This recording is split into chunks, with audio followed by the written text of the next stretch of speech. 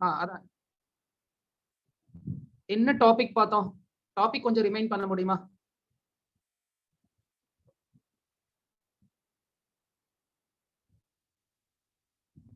current electricity system.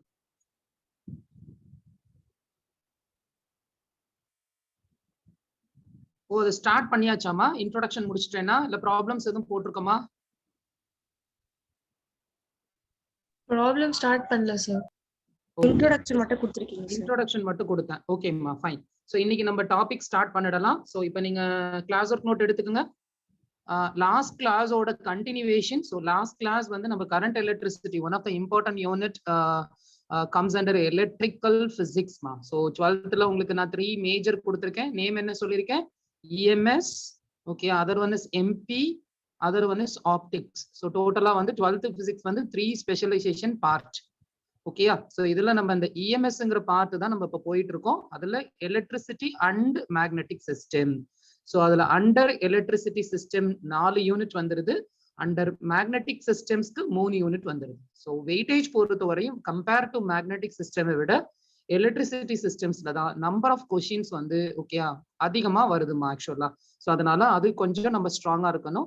அந்த electricity சிஸ்டம்ங்கிற மேஜர்ல எந்த யூனிட்ஸ்க்கு அதிகமான கொஸ்டின் அலாட் ஆகுதுன்னு பாத்தீங்கன்னா, அஃப்கோர்ஸ் சொல்லவே வேண்டாம், ரொம்ப இம்பார்ட்டன்டான ஒரு unit electrostatics and capacitance.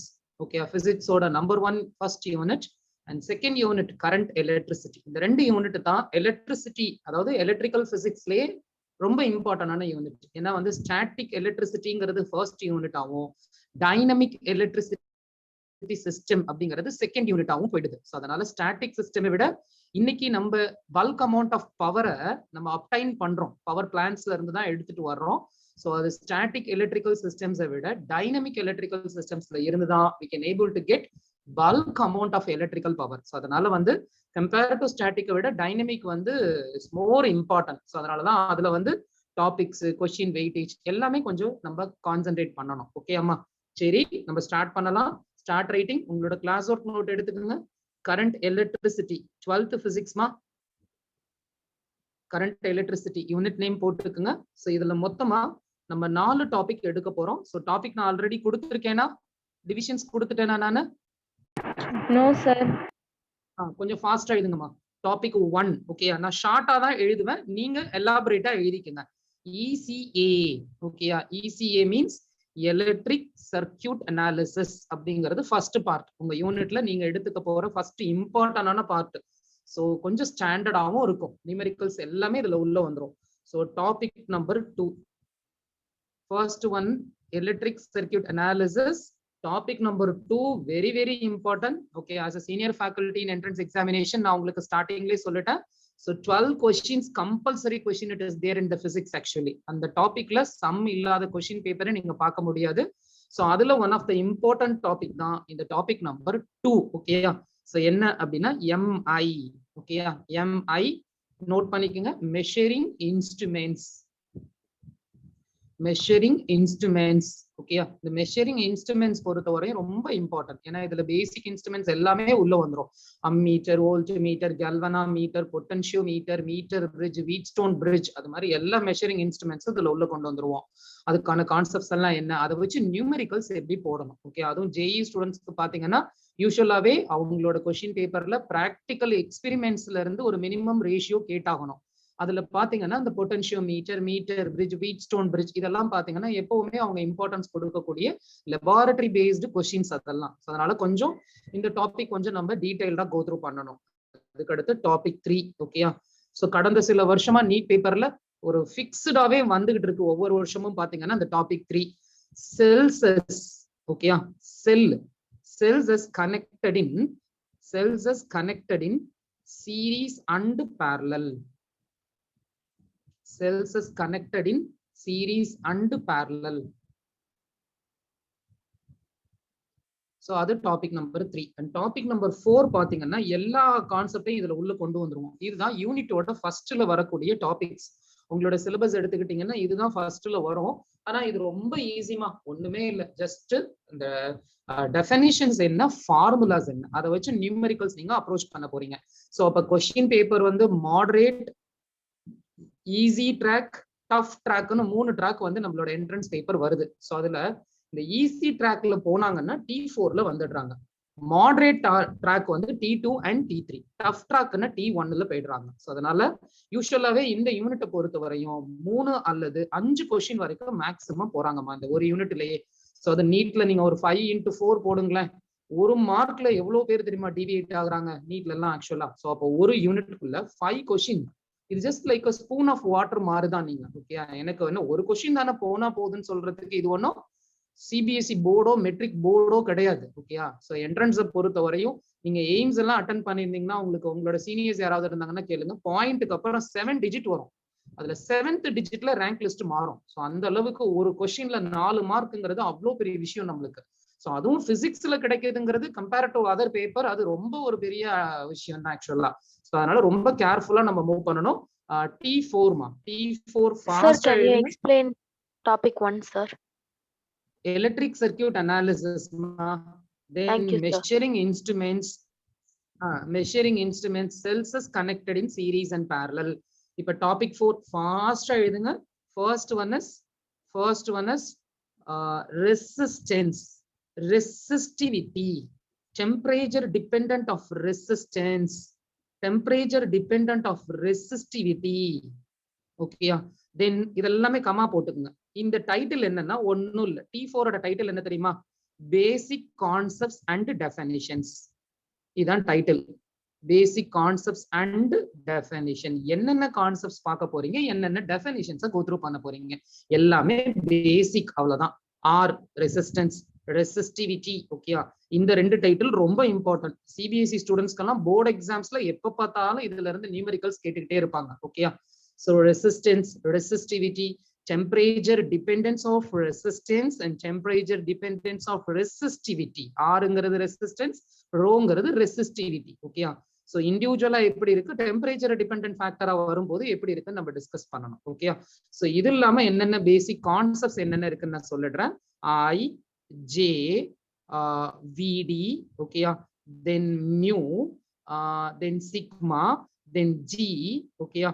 So current density, drift velocity, mobility, conductivity, conductance.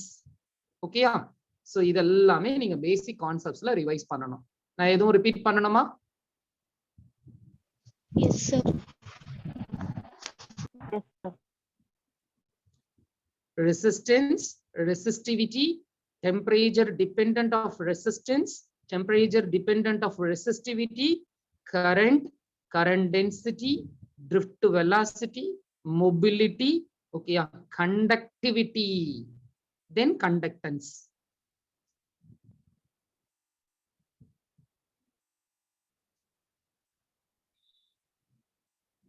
Sir, JVD current density, current density, drift velocity, mobility, conductivity, conductance.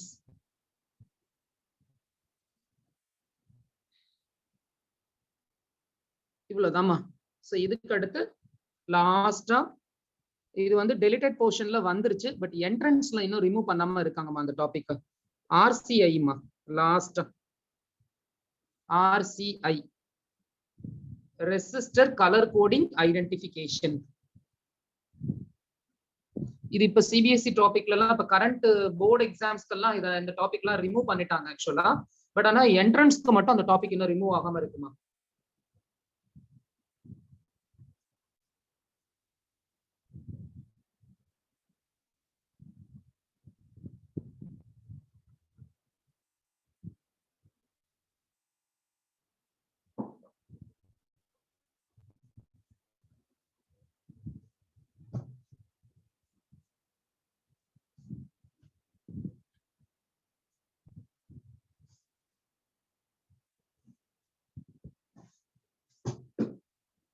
எதுவும் repeat பண்ணணுமாமா?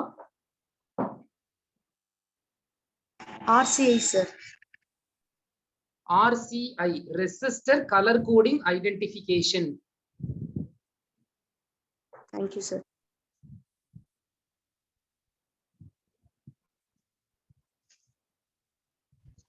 Sir, first topic electric circuit அனாலிசிஸ்மா.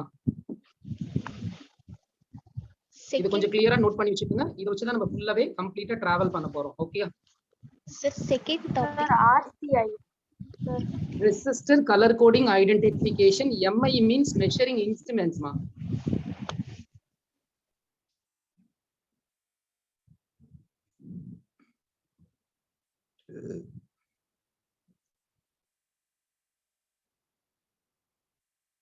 Okay இப்போ நம்ம start பண்ணலாமா?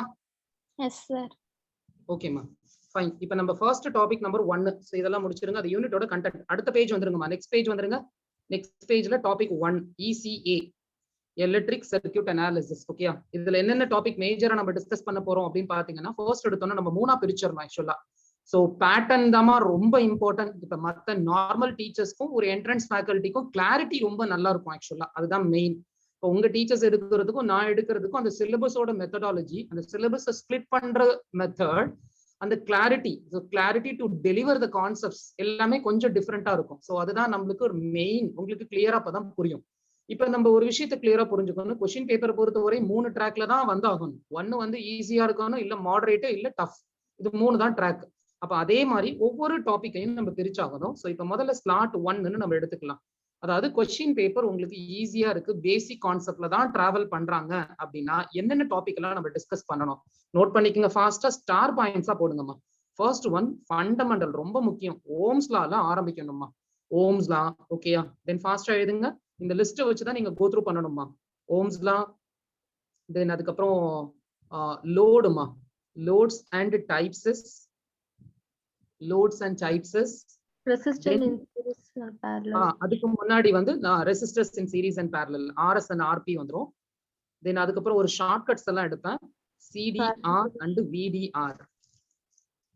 Current division rule, voltage division rule. Okay, very good.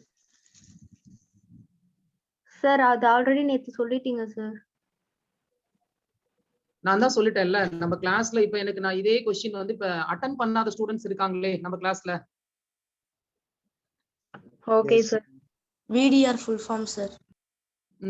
பத்தியா கேக்குறாங்க பத்தியா, அவங்க எல்லாம் attend பண்ணல இல்லப்பா. நம்ம கிளாஸ் பொறுத்தவரை இப்போ ஆன்லைன் கிளாஸ் வந்து ஆல்ரெடி அட்டெண்ட் பண்ண ஸ்டூடெண்ட் ஜஸ்ட் ஆப்ஷனல் தான். தோஸ் ஆர் இன்ட்ரெஸ்டட் நீங்க அட்டெண்ட் பண்ணுங்க. ஏன்னா எடுத்த டாபிக்கை எடுக்கிறேன் அப்படிங்கறத நீங்க யோசிக்கலாம். பட் ஆனா எடுக்காத ஸ்டூடெண்ட்ஸ்க்கு நான் எப்படி கொண்டு வர்றது எனக்கு ஆக்சுவலா அதுதான் ஒரு கன்ஃபியூஸ்டு. பிகாஸ் நம்மளுக்கு செப்பரேட் பேட்ச் கிடையாது ஆக்சுவலா. ஸோ அதனால நான் அப்புறம் சொன்ன விஷயத்தை தான் திரும்ப சொன்னணும் ஆக்சுவலா. அப்புறம் நான் எப்படி சிலபஸ் கம்ப்ளீட் பண்ண முடியாது இல்ல. ஸோ அதனால நீங்க ஆல்ரெடி அட்டெண்ட் பண்ணிருந்தீங்கன்னா ஜஸ்ட் லிசன் பண்ணிக்கோங்க. எதுவும் நீங்க ரிப்ளை பண்ண வேண்டாம். ஓகே, நியூவா அட்டெண்ட் பண்ற students if you have any doubts நீங்க அதை கிளாரிஃபை பண்ணிக்கோங்க. Current division rule and voltage division ரூல்மா.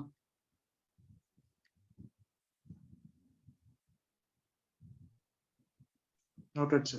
Ohm's law, loads and types, resistors in series and parallel ma. இந்த டாபிக்கை கூட நோட் பண்ணிக்கங்க. இல்ல RSRP மட்டும் கூட போட்டுக்கங்க. Resistors in series and parallel, current division rule, voltage division rule.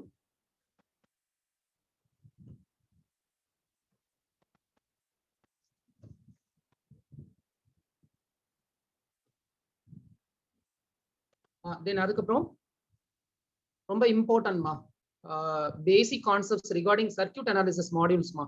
Power, electrical power மா. Electrical power, mechanical பவரும் இருக்கு, அது 11th வரும் ஆக்சுவலா. இப்ப நம்ம டிஸ்கஸ் பண்ண போறது எலக்ட்ரிக்கல் பவர். Pங்கிறது electrical power. Then cos phi மா.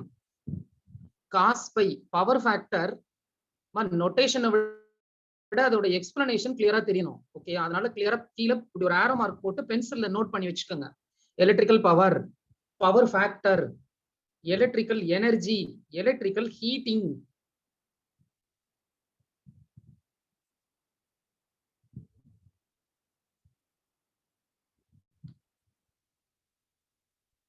எது repeat பண்ணணுமாமா? Sir, can you repeat? Electrical power, power factor, electrical energy, electrical heating. The electrical heating எழுதிருக்கீங்கல்லம்மா, இது நம்ம சிலபஸ்ல எப்படி கொடுத்திருக்காங்க அப்படின்னா. Sir, voice break ஆகுது sir. Voice break ஆகுது sir. Voice breaking sir. Joule's law of electrical heating. Voice கேக்குதா? Break ஆகுதாமா? Break ஆகுது சார். Sir.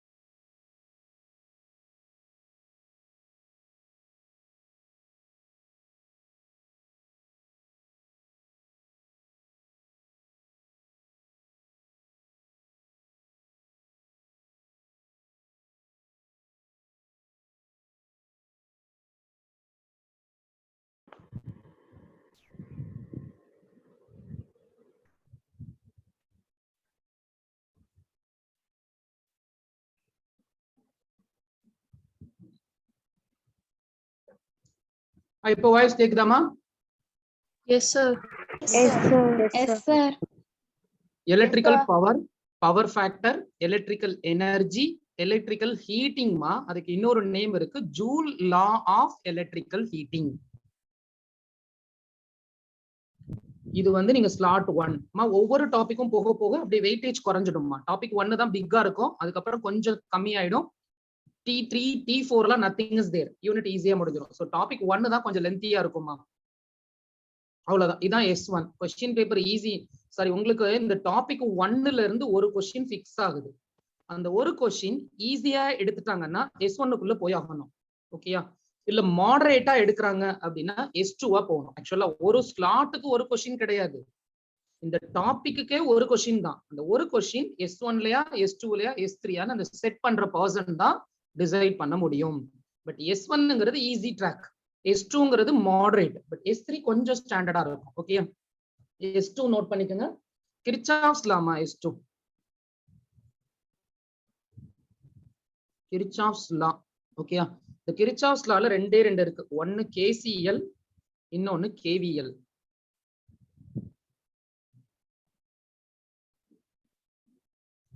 ஆனா நம்ம ஆல்ரெடி வந்து இந்த டாபிக் எடுத்திருப்போம்னு நினைக்கிறேன். ஐ திங்க் கிர்ச்சாஃப்ஸ்லாம் நான் எடுத்திருக்கேன்னு நினைக்கிறேன் யாரோ ஒரு பேட்ச்க்கு. இதுல KCL KVL வந்து யூசுவலா நம்ம போட முடியாது, என்ட்ரன்ஸ்ல டைம் எடுக்கும். நீங்க CBSE போர்டோ இல்ல ICSE போர்டோ இல்ல மெட்ரிக்கோ எதுக்கோ ஒண்ணு நீங்க போர்டுக்கு வந்து மார்க் இருக்கு, ஆக்சுவலா 3 மார்க்ஸ் எல்லாம் இருக்கு. அந்த மாதிரி போடும்போது ஸ்டெப் கண்டிப்பா வேணும். ஸோ லென்த்தியா நம்ம போட்டு காமிக்கணுங்கிற பட்சத்துல KCL KVL நார்மல் மெத்தட்ல நீங்க போடலாம். பட் இங்க டைமிங்ல போட்டாகணுங்கிறதுனால கண்டிப்பா நம்ம ஷார்ட்கட் யூஸ் பண்ணி ஆகணும். அதுக்கு ஒரு மேத்தமெட்டிஷியனோட ஷார்ட்கட் இருக்குமா, மேட்ரிக்ஸை யூஸ் பண்ணி போடலாம். ஓகேயா? ஸோ ஈஸியா நீங்க போட்டுடலாம். இந்த KCLக்கு பதிலா போடுற ஷார்ட்கட் பேரு வந்து நோடல் அனாலிசிஸ்மா. இதெல்லாம் கொஞ்சம் ஹை ஸ்டடீஸ்ல தான் இருக்கு. KVLக்கு பதிலா போற ஷார்ட்கட்டுக்கு பேரு வந்து மெஷ் அனாலிசிஸ்மா. பட் இதை நீங்க ஸ்கூல்ல போட்டீங்கன்னா ஆன்சர் மட்டும் தான் வரும், ஸ்டெப் எதுவுமே வராது. அப்ப ஸ்டெப் மார்க் பூரா கட் பண்ணி விட்டுருவாங்க. நம்மளுக்கு தேவை ஆன்சர் மட்டும் தான். ஸோ அதுக்கு இந்த ரெண்டு ஷார்ட்கட்டை நீங்க யூஸ் பண்ணிக்கலாம். ஸோ KCLல நீங்க நியூமெரிக்கல் போட தேவையில்லை, நோடல்ல போட்டுக்கலாம். KVLல நியூமெரிக்கல் போட தேவையில்லை, மெஷ் அனாலிசிஸ்ல போட்டுக்கலாமா.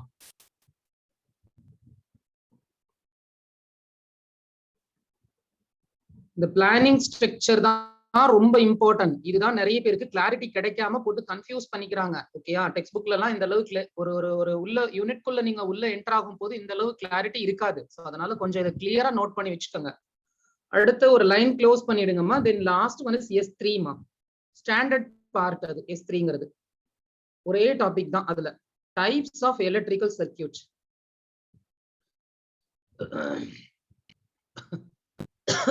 types of electrical circuits.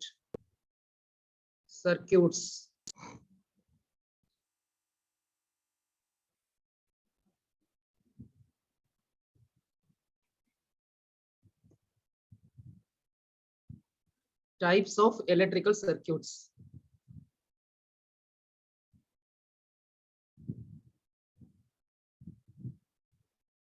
Note பண்ணிட்டீங்களா? அது கீழே நம்பர் 1 symmetrical circuits.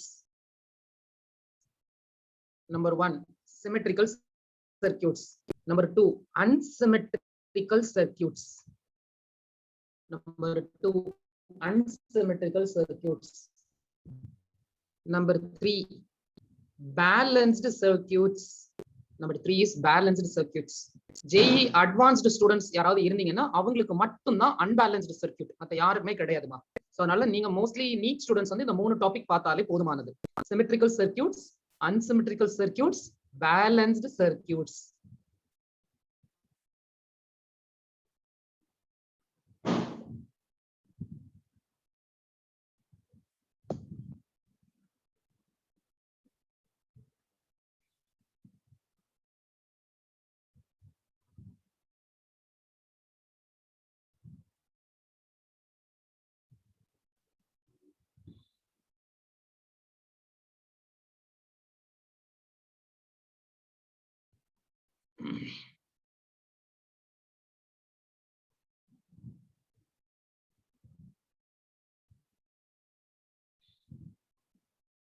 ஓகே அம்மா, ஃபினிஷ் ஆயிடுச்சா?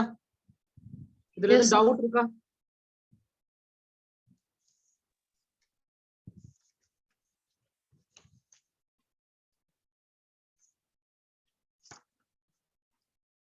No, sir.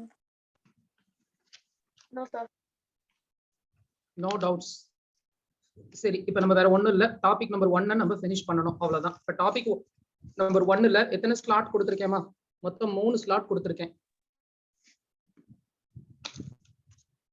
இப்போ 3 ஸ்லாட் என்னென்ன கொடுத்திருக்கேன்? ஃபர்ஸ்ட் ஒன் என்ன கொடுத்திருக்கேன் பாத்தீங்களா? டாபிக் 1ல first one is Ohm's law கொடுத்திருக்கேன். ஐ திங்க் ஓம்ஸ் லா கொடுத்திருக்கேன். சரி, ஓகேயா? சரி, டைட்டில் போட்டு ஸ்டார்ட் பண்ணுங்கம்மா. First one is Ohm's law. So என்னென்ன பார்க்கணும்? ஓகேயா? ஓம்ஸ் லா பொறுத்தவரை ஸ்கூல்ல பாக்குற மாதிரி ரொம்ப சிம்பிளா என்னால சொல்ல முடியாது, பட் டீடைல்டு கண்டென்ட் நம்மளுக்கு வேணும் ஆக்சுவலா. ஓகேயா? ஜஸ்ட் வந்து சிம்பிளான கான்செப்ட் என்னன்னா, வி ப்ரொபோஷனாலிட்டி டு ஐ இதான் அவரோட கான்செப்ட் ஆக்சுவலா. ஸோ உங்களோட voltage is proportionality to current ஆக்சுவலா. ஸோ இதுக்கு போறதுக்கு முன்னாடி இதுல என்னென்ன கான்செப்ட்ஸ்ங்கிறத நான் சொல்லிடுறேன். Before enter to this chapter you must to know the basic factor regarding electrical system. Voltage, current, இதை பத்தி கிளியரா தெரியணும். ஓகே? கரண்ட்னா என்ன சொல்லிடுறீங்க நீங்க? சிம்பிளா ஃப்ளோ ஆஃப் சார்ஜஸ்னு சொல்லிடுறீங்க. Potential difference between the conductors. So அப்போ வோல்டேஜ் வந்து நம்ம பொட்டன்ஷியல் டிஃபரன்ஸ்னு சொல்லலாம். ஓகேயா? வோல்டேஜ்னு ஜெனரலா சொல்லலாம், ஏன்னா எல்லாத்தோட யூனிட்டுமே வோல்ட் தான். ஓகேயா? இப்ப நம்ம சிம்பிளா ஒரு எக்ஸாம்பிள்ஸ் நான் சொல்றேன், அதுல இருந்து நீங்க புரிஞ்சுக்கலாம் கான்செப்ட் என்னன்னு. ஒரு ஓப்பன் ராட் இருக்கு. ஓகே? ஜஸ்ட் மீன்ஸ் ஒரு ஓப்பன் டியூப் மாதிரி இருக்கு. அதுக்குள்ள ஒரு ஸ்மைல் பால்ஸ் நான் எடுத்துக்கிறேன். ஒரு 3 ஸ்மைல் பால்ஸ் இருக்கு. நான் இந்த சைடு வேகமா நான் ஒரு ஃபோர்ஸ் கொடுக்குறேன். Other end is open. ஆட்டோமேட்டிக்கா எனக்கு 3 பாலும் வெளியில வந்துருச்சு. இதுதான் கான்செப்ட் ஆக்சுவலா. ஓகேயா? இப்ப என்னோட கொஸ்டின் என்னன்னா, இந்த ஒவ்வொரு பாலுக்கும் இன்புட் பாயிண்ட்ல ஓகேயா ஒரு ப்ரெஷர் இருக்குமா? அந்த ப்ரெஷரை தான் நாங்க P1, P2, P3 அப்படின்னு நான் போட்டுடுறேன். ஓகேயா? இந்த ப்ரெஷர் எனக்கு ஒரே ஒரு சிம்பிள் கொஸ்டின் என்ன அப்படின்னா, அந்த ப்ரெஷர் இன்க்ரீஸ் ஆகுமா டிக்ரீஸ் ஆகுமாமா? இல்ல ஈக்குவலா இருக்குமா இல்ல அன்ஈக்குவலா இருக்குமா? ஒவ்வொன்றும் ஒரு ப்ராசஸ். ஈக்குவலா இருந்தா உள்ளேயே வைப்ரேட் ஆயிட்டு இருக்கும். ஓகேயா? அன்ஈக்குவலா இருந்தா எப்படி இருக்கும்? இல்ல எனக்கு ஹையா இருந்தா எப்படி இருக்கும்? இன்க்ரீசிங்ல வரணுமா இல்ல டிக்ரீசிங்ல வருமா? ஆனா நான் உனக்கு சொல்லிட்டேன், இந்த சைட் நான் ஃபோர்ஸ் கொடுத்தேன், நான் அதர் எண்ட் இஸ் ஓப்பன், 3 பாலும் வெளியில வருதுன்னு நான் சொல்லிட்டேன். அப்ப இந்த ப்ரெஷர் எப்படி இருக்குமா? இன்க்ரீஸ் ஆகும். டிக்ரீசிங் அப்படிங்கிற ஒரு கான்செப்ட். அதாவது நம்ம கிரேட்டர் தென் எடுத்துக்கலாமா? சோ இதுதான் உங்களுக்கான எக்ஸாம்பிள்மா முதல்ல. சோ இந்த எக்ஸாம்பிளை வச்சு you can able to get the clarity regarding EMF and கரண்ட்மா. சிம்பிளா நான் இப்போ உனக்கு கன்க்ளூட் பண்றேன்.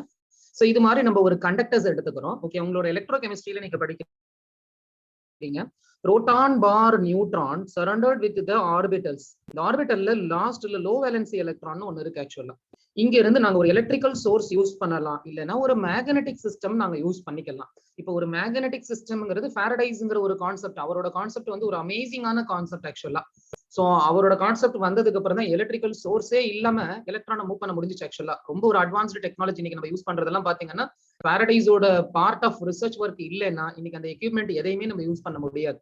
சோ அது மாதிரி அந்த சோர்ஸ் வந்து it maybe electrical source, it maybe magnetic சோர்ஸா இருக்கலாம். Whatever it maybe. Magnetic சிஸ்டமா இருந்தா the force name is it's called MMF ன்னு சொல்றோம், மேக்னெட்டோ மோட்டிவ் ஃபோர்ஸ் அப்படின்னு நம்ம சொல்றோம்.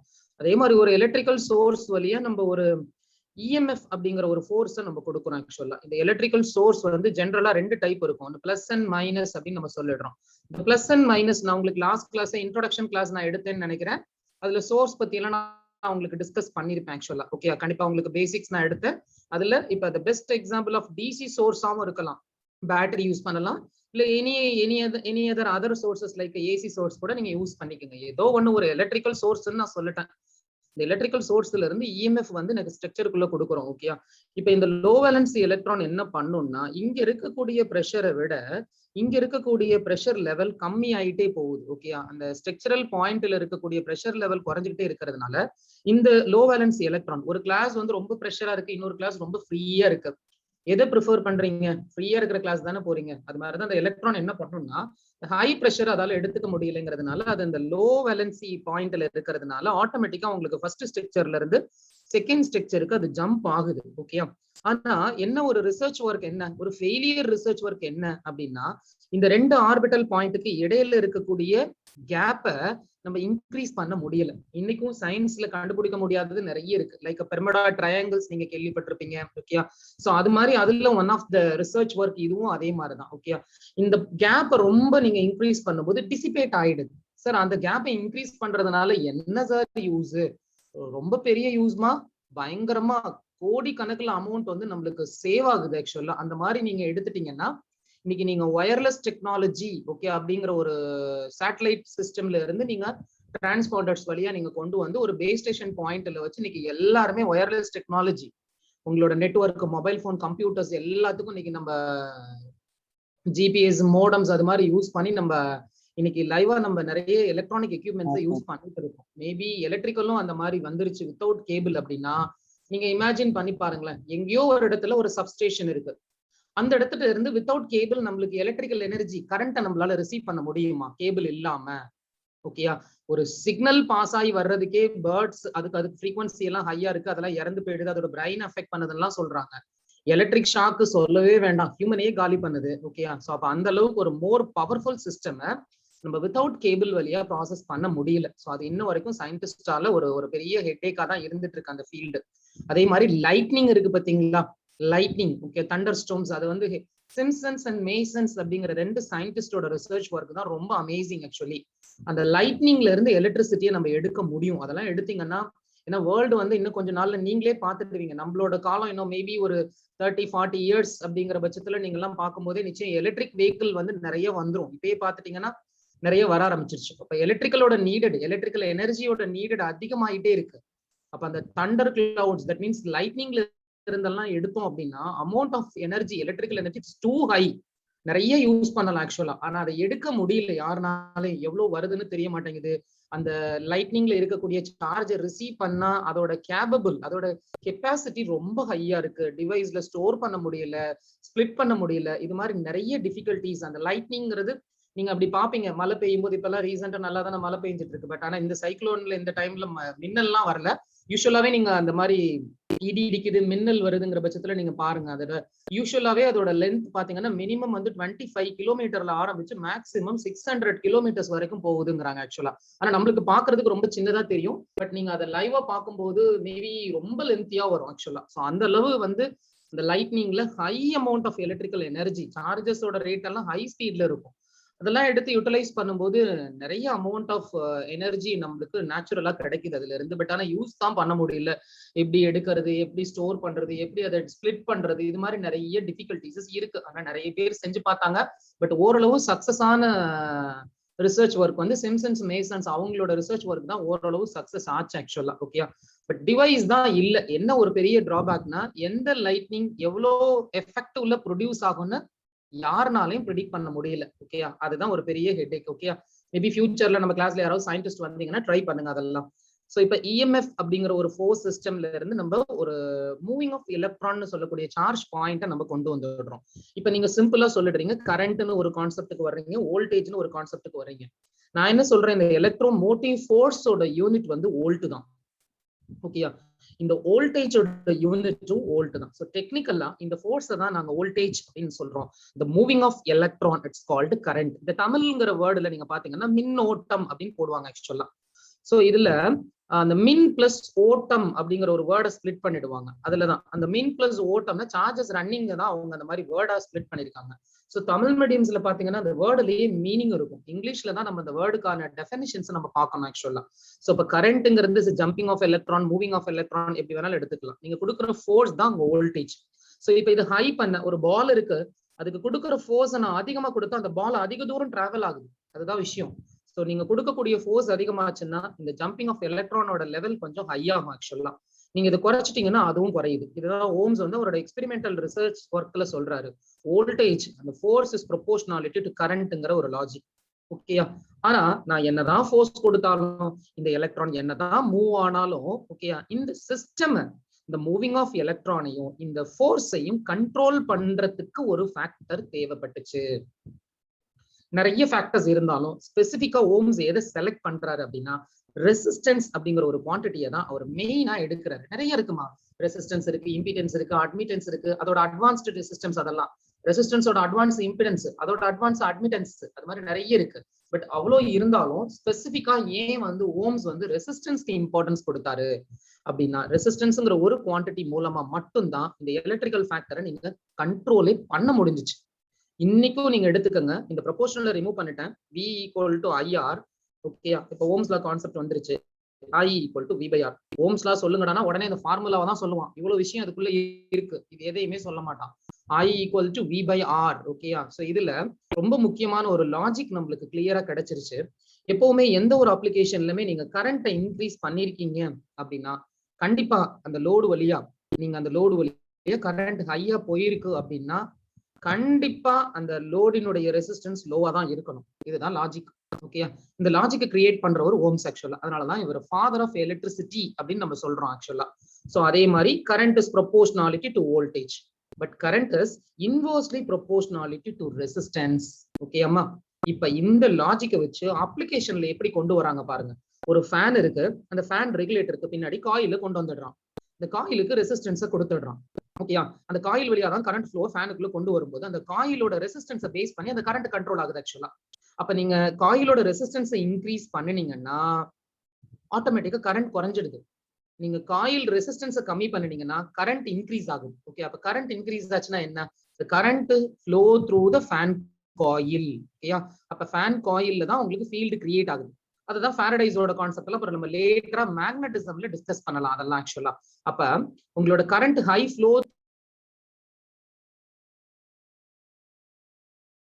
Sir, no audio sir. Sir, your mic is muted.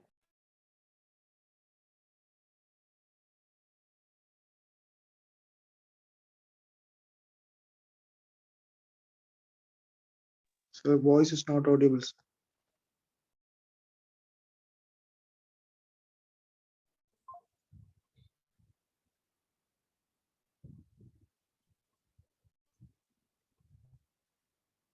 Voice ஆடியபிளா இருக்கா? Yes sir. Yes, sir. ஓகேம்மா, ஓகே. இப்ப வந்து நம்மளுக்கு அந்த பர்டிகுலர் ஃபேக்டரை எப்படி உள்ள கொண்டு வரணும், ஸோ அதுதான் ரொம்ப இம்பார்ட்டன்ட். இதுல அந்த ரெசிஸ்டன்ஸ் வந்து டு பிளே த மேஜர் ரோல்மா. ஸோ இதை வச்சுதான் இப்ப நம்ம நீட்ல எல்லாம் எப்படி கொஸ்டின்ஸ் கொண்டு வர்றாங்கன்னு நம்ம பார்க்கணும் ஆக்சுவலா. இது எல்லாமே பேசிக்கா நம்ம தெரிஞ்சுக்கணும். அதை வச்சுதான் நீட்ல சம்ஸ் எல்லாம் கொண்டு வராங்க. நீங்க ப்ரீவியஸா போன வருஷத்துக்கு முந்தின வருஷம் நினைக்கிறேன், ஐ திங்க் 17-18 வந்த பேப்பர்ஸ்ல பாத்தீங்கன்னா ஃபிளட் இதே மாதிரி ஏதோ ஒரு டைம்ல ஒடிசாவுக்கு வந்து தனி கொஸ்டின் பேப்பர்ஸ் வந்து அலாட் பண்ணாங்க. அதுல பாத்தீங்கன்னா அதே மாதிரியான மாடல் திரும்ப ரிப்பீட் ஆயிருந்துச்சு ஆக்சுவலா. ஒரு ரெண்டு ரெசிஸ்டர்ஸ் கொடுத்திருந்தாங்க, ஒரு எல்இடி பல்ப் கொடுத்து கிரவுண்ட் பண்ணிட்டாங்க, இங்க சப்ளை டிசி சப்ளை கொடுத்திருந்தாங்க. இந்த லோடுக்கு பேரலா ஸ்விட்சஸ் கனெக்ட் பண்ணிருந்தாங்க ஆக்சுவலா. இந்த பல்ப் எப்பெல்லாம் க்ளோ ஆகுங்கிற ஸ்டேட்டஸை வச்சு நீங்க லாஜிக் கேட் போயிட்டு அதுல இருந்து கேட் கண்டுபிடிக்கிற மாதிரி கேட்டிருந்தாங்க. பட் இந்த யூனிட்ல இருக்கக்கூடிய பேசிக்கா எலக்ட்ரானிக் டிவைஸோட கம்பேர் பண்ணி கேட்டு வச்சிருந்தேன் ஆக்சுவலா. சோ அப்ப நீங்க சிம்பிளான விஷயம் இது எல்லாமே தெரிஞ்சிருந்தா அங்க ஈஸியா போட்டு இருந்திருக்கலாம். இப்ப ரெசிஸ்டன்ஸ் என்னமா, இப்ப நிறைய விஷயங்கள் நல்லா நீங்க ஞாபகம் வச்சுக்கணும். நீங்க ரெசிஸ்டன்ஸை வச்சுதான் நீங்க கரண்ட்டை லிமிட் பண்றீங்க. அப்ப ஃபேனுக்குள்ள போற கரண்ட்டை நீங்க கம்மி பண்ணிட்டீங்கன்னா அந்த காயில்ல கிரியேட் ஆகக்கூடிய ஃபீல்டு வந்து வீக் ஆயிடுமா. சோ அந்த வீக் ஃபீல்டுனால ஒரு ஸ்ட்ராங் ஃபோர்ஸை ப்ரொடியூஸ் பண்ண முடியாது. அந்த ஸ்ட்ராங் ஃபோர்ஸ் கிடைக்காததுனால உங்களோட ஃபேன்ல இருக்கக்கூடிய இண்டக்ஷன் மோட்டாருக்கு சென்டர்ல இருக்கக்கூடிய ரோட்டார் ரொட்டேட் ஆகாதுமா, ரொம்ப ஹை ஸ்பீட்ல ரொட்டேட் ஆகாது. சோ அப்போ ஆட்டோமேட்டிக்கா நீங்க ரெசிஸ்டன்ஸை நீங்க என்ன பண்ணி ஆகணும், நீங்க கம்மி பண்ணினீங்கன்னா தான் கரண்ட் அதிகமா ஃப்ளோ உள்ள போகும். உங்களோட ஃபீல்டு காயில்ல ஸ்ட்ராங்கா கிரியேட் ஆகி அந்த ஸ்ட்ராங் ஃபீல்டுனால ஃபோர்ஸ் அதிகமா கிடைச்சு அந்த ஃபோர்ஸ் ரோட்டர்ல அடிச்சு ரோட்டர் ஃபாஸ்டா சுத்தும்.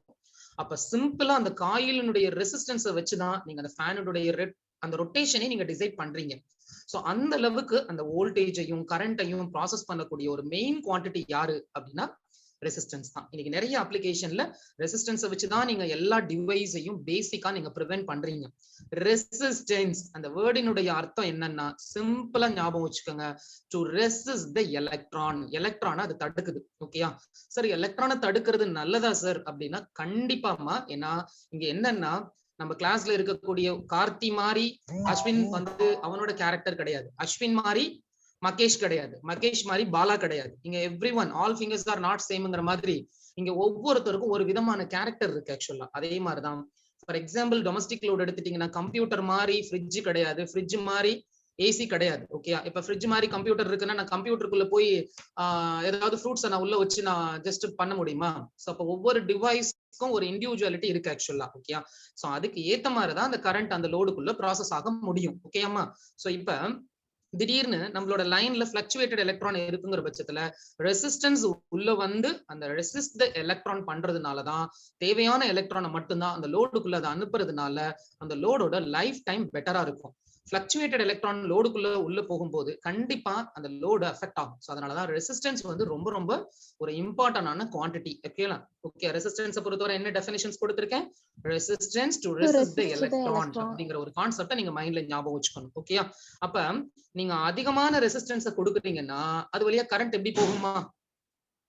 கம்மியா போகும். இப்ப நம்ம ஒரு பேப்பர்ல கேட்டிருந்தாங்க, ஒரு டிஎன்பிசி எக்ஸாம்ல கேட்டிருந்தாங்க, 2 பல்ப் இருக்கு, 2 இன்கேண்டசன்ட் பல்ப் இருக்கு. ஓகேயா? இந்த 2 இன்கேண்டசன்ட் பல்ப்ல ஒரு பல்போட ரெசிஸ்டன்ஸ் 2 ஓம்னு சொல்லியிருக்காங்க, அதாவது பல்ப் 1ன்னு சொல்லியிருந்தாங்க. இன்னொரு பல்ப் வந்து 5 ஓம் ரெசிஸ்டன்ஸ்னு சொல்லிட்டாங்க. ஓகேயா?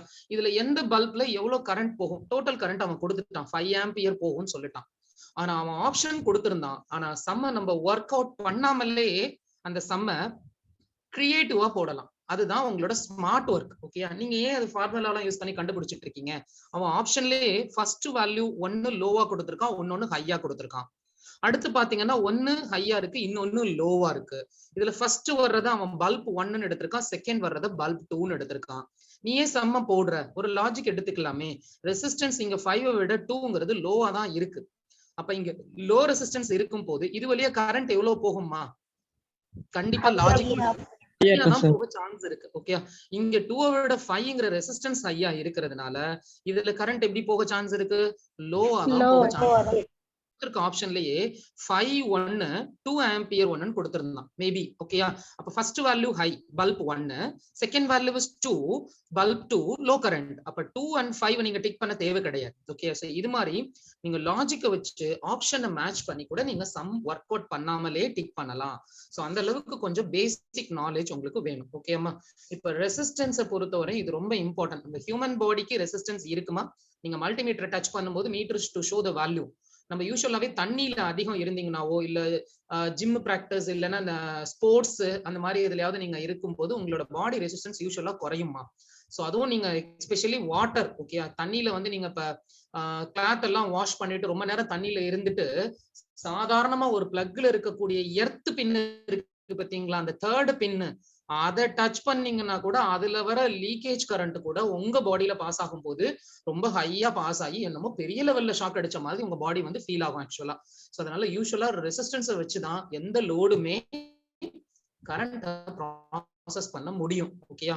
பெட்டர் ரெசிஸ்டன்ஸ் இருக்கிறதுனால அதுல கரண்ட் ஹையா போகாததுனால அந்த லோடு வந்து பிரிவென்ட் ஆகும். ஓகே, ஜெனரலாவே நீங்க ரெசிஸ்டன்ஸை ரொம்ப அதிகப்படுத்தினாலும் பிரச்சனை தான், ரெசிஸ்டன்ஸை ரொம்ப லோவாக்குனீங்கனாலும் பிரச்சனை தான். மட்டும்தான் அந்த கான்செப்டை நம்ம எடுக்க முடியும். அடுத்து ரொம்ப இம்பார்ட்டன்ட், இந்த ஓம்ஸ் லாவோட அட்வான்டேஜ் எல்லாம் இருக்கட்டும், ரொம்ப ரொம்ப முக்கியமானது. ஒவ்வொரு ரூலுக்கும் ஒரு டிராபேக் இருக்கு, அதை வச்சுதான் நம்ம சம்ல போட முடியும். நீங்க ஒரு டேப்லெட்டோட பிளஸை விட அந்த டேப்லெட்டோட சைடு எஃபெக்ட்ஸை தான் நீங்க மெயினா தெரிஞ்சுக்கணும். ஒவ்வொரு சயின்டிஸ்டோட ரூலை விட நான் ஓம்ஸ் லாவை எங்க யூஸ் பண்ணணுங்கிறத விட எங்க யூஸ் பண்ண கூடாதுங்கிறது தான் எனக்கு மெயினா தெரியும் ஆக்சுவலா. ஓகே, ஓம்ஸ் லாவை பொறுத்த வரையும் இப்ப நான் ஒரு சர்க்கியூட் கொடுக்குறேன். இந்த சர்க்கியூட்ஸ் வந்து இப்போ 2 லோடு, ஒரு 3 லோடு இருக்கு. ஸோ ஒரு fan 1, okay, fan 2, fan 3. So ஃபேனோ ஃப்ரிட்ஜோ வாஷிங் மிஷினோ எல்லா லோடுக்கும் ஒரு காமனான இம்பார்ட்டன்ட் ஃபேக்டர் எது அப்படின்னா ரெசிஸ்டன்ஸ் தான். அதனாலதான் யூஸ்வலா லோடுக்கான ரெசிஸ்டன்ஸ்னு சொல்லி நம்ம டெக்ஸ்ட் புக்ல R1, R2, R3ன்னு போட்டுடுறாங்க. ஓகே, இப்ப நான் இது ஒரு பேட்டரி கொடுத்து நான் கனெக்ட் பண்ணிட்டேன். இப்ப இந்த சர்க்கியூட் ஆப்ரேட் ஆக போகுது. நான் ஸ்விட்ச் on the battery, the current flow through the load. Load எனக்கு ஃபங்க்ஷன் ஆக ஆரம்பிச்சிடுச்சு. ஆனா இதுல சஃபிஷியன்டா இன்சஃபிஷியன்டா இது ஒரு பெரிய பிரச்சனை. ஏசி நல்லா தான் ஓடிட்டு இருக்கு சார். ஆனா இந்த 10 மணிக்கு மேல ஆச்சுன்னா எங்க வீட்டுல எப்ப பார்த்தாலும் ஏசி ட்ரிப் ஆயிட்டே இருக்கு சார். நான் டபுள் பூஸ்டர் போட்டு பார்த்துட்டேன், ட்ரிபிள் பூஸ்டரும் நான் போட்டு பார்த்துட்டேன், எனக்கு ப்ராப்ளம் வந்துட்டே இருக்கு. அப்படின்னா வேற வழியே இல்ல. நம்ம டொமஸ்டிக் நம்மளோட ஏரியா வந்து ரொம்ப டிமாண்டபிள் ஏரியாவா இருக்கும். ஃபார் எக்ஸாம்பிள் இப்ப சென்னை இந்த முகப்பேர், அண்ணா நகர், ஓகே, அந்த மாதிரி மெயின் ஏரியா திருவான்மையூர் இதெல்லாம் எடுத்துட்டீங்கன்னா அந்த மாதிரி இருக்கும். சோ அந்த மாதிரி ரொம்ப டிமாண்ட் ஹை, அதை எப்படி சொல்றது, ரொம்ப பாப்புலேஷன் அதிகம் உள்ள ஏரியால அந்த மாதிரி டிமாண்ட் ஹையா இருக்கும். ஆக்சுவலா நார்மலா இப்ப அவுட் ஆஃப் சென்னை போயிட்டீங்க, மதுரை, திருச்சி, தஞ்சாவூர் அந்த சைட் எல்லாம் போயிட்டீங்கன்னா கொஞ்சம் அந்த அளவு பிளக்சுவேஷன் ரொம்ப இருக்காது ஆக்சுவலா. ஓகே, ஏன்னா கன்சியூமர்ஸோட லோடு வந்து ரொம்ப அதிகம் கிடையாது அங்கெல்லாம் ஆக்சுவலா. ஓகே, சோ இப்ப இந்த இடத்துல இந்த சர்க்கியூட் லோடு பார்ட்னு சொல்லலாம், இது சோர்ஸ் பார்ட்னு சொல்றோம். ஓகே, இப்ப ஒரு மாடு, இந்த மாடுனால 50 கிலோ தான் இழுக்க முடியும். ஆனா என்கிட்ட 100 கிலோ இருக்குன்னு அந்த 50 கிலோ மாட்டுக்கு 100 கிலோவை நான் கொடுத்துட்டேன். அதால இழுக்க முடியுமா? உட்காந்துருது, அவ்வளவுதான். இப்போ நம்ம ஏரியாவுல எல்லாருமே நீங்க பாத்திருப்பீங்க, உங்க ஸ்ட்ரீட்டுக்கு வெளியில நீங்க வரும்போது சைடுல எங்கேயாவது ஒரு ஸ்ட்ரீட் கார்னர்ல பாத்திருக்கீங்களாமா, டிரான்ஸ்ஃபார்மர் ஒண்ணு இருக்கும், 2 பில்லர் மாதிரி போட்டு இடையில ஒரு பெரிய பாக்ஸ் ஒண்ணு வச்சிருப்பாங்க. ஓகேயா, இது டிரான்ஸ்ஃபார்மர். இதை நம்ம டிஸ்ட்ரிபியூஷன் டிரான்ஸ்ஃபார்மர்னு சொல்றோம்.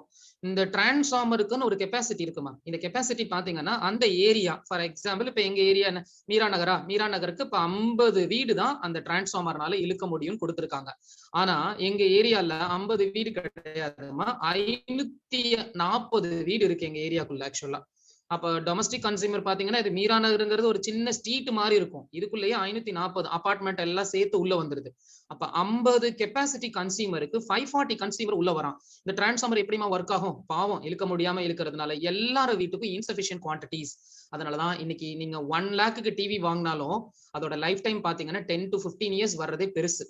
ஆனா உங்களோட தாத்தாவெல்லாம் நீங்க கேட்டு பாருங்களேன், ஒரு டிவி மேக்சிமம் அவங்க ஒரு 500 to 1000 ருபீஸ்க்குள்ள, ஒரு நான் சொல்றதெல்லாம் ஒரு 50 இயர்ஸ்க்கு முன்னாடி, 40-50 இயர்ஸ்க்கு முன்னாடி எல்லாம் ரொம்ப சீப் அண்ட் பெஸ்டா வாங்கியிருப்பாங்க. ஆனா அந்த டிவி இன்னும் வரைக்கும் ஆப்ரேட் ஆயிட்டு இருக்கு ஆக்சுவலா. சோ அப்ப என்ன ஆயிடுச்சு, குவாலிட்டிங்கிறது போயிடுச்சு, ப்ராசஸிங் சிஸ்டமும் ஒஸ்டா போயிடுச்சு. ஓகே, இதுக்கு என்ன ரீசன் அப்படின்னா ஓம்ஸ் என்ன சொல்றாரு, இந்த ப்ராப்ளமை எப்படி நீங்க எராடிகேட் பண்ண முடியும் அப்படின்னா அவர் ஒரு சிம்பிளா ஒரு ஐடியா கொடுக்குறாரு. ஒரு சர்க்கியூட்டை நீங்க சோர்ஸ் மூலமா ஆப்ரேட் பண்ணிக்கங்கன்னு சொல்லிட்டு போயிட்டாரு.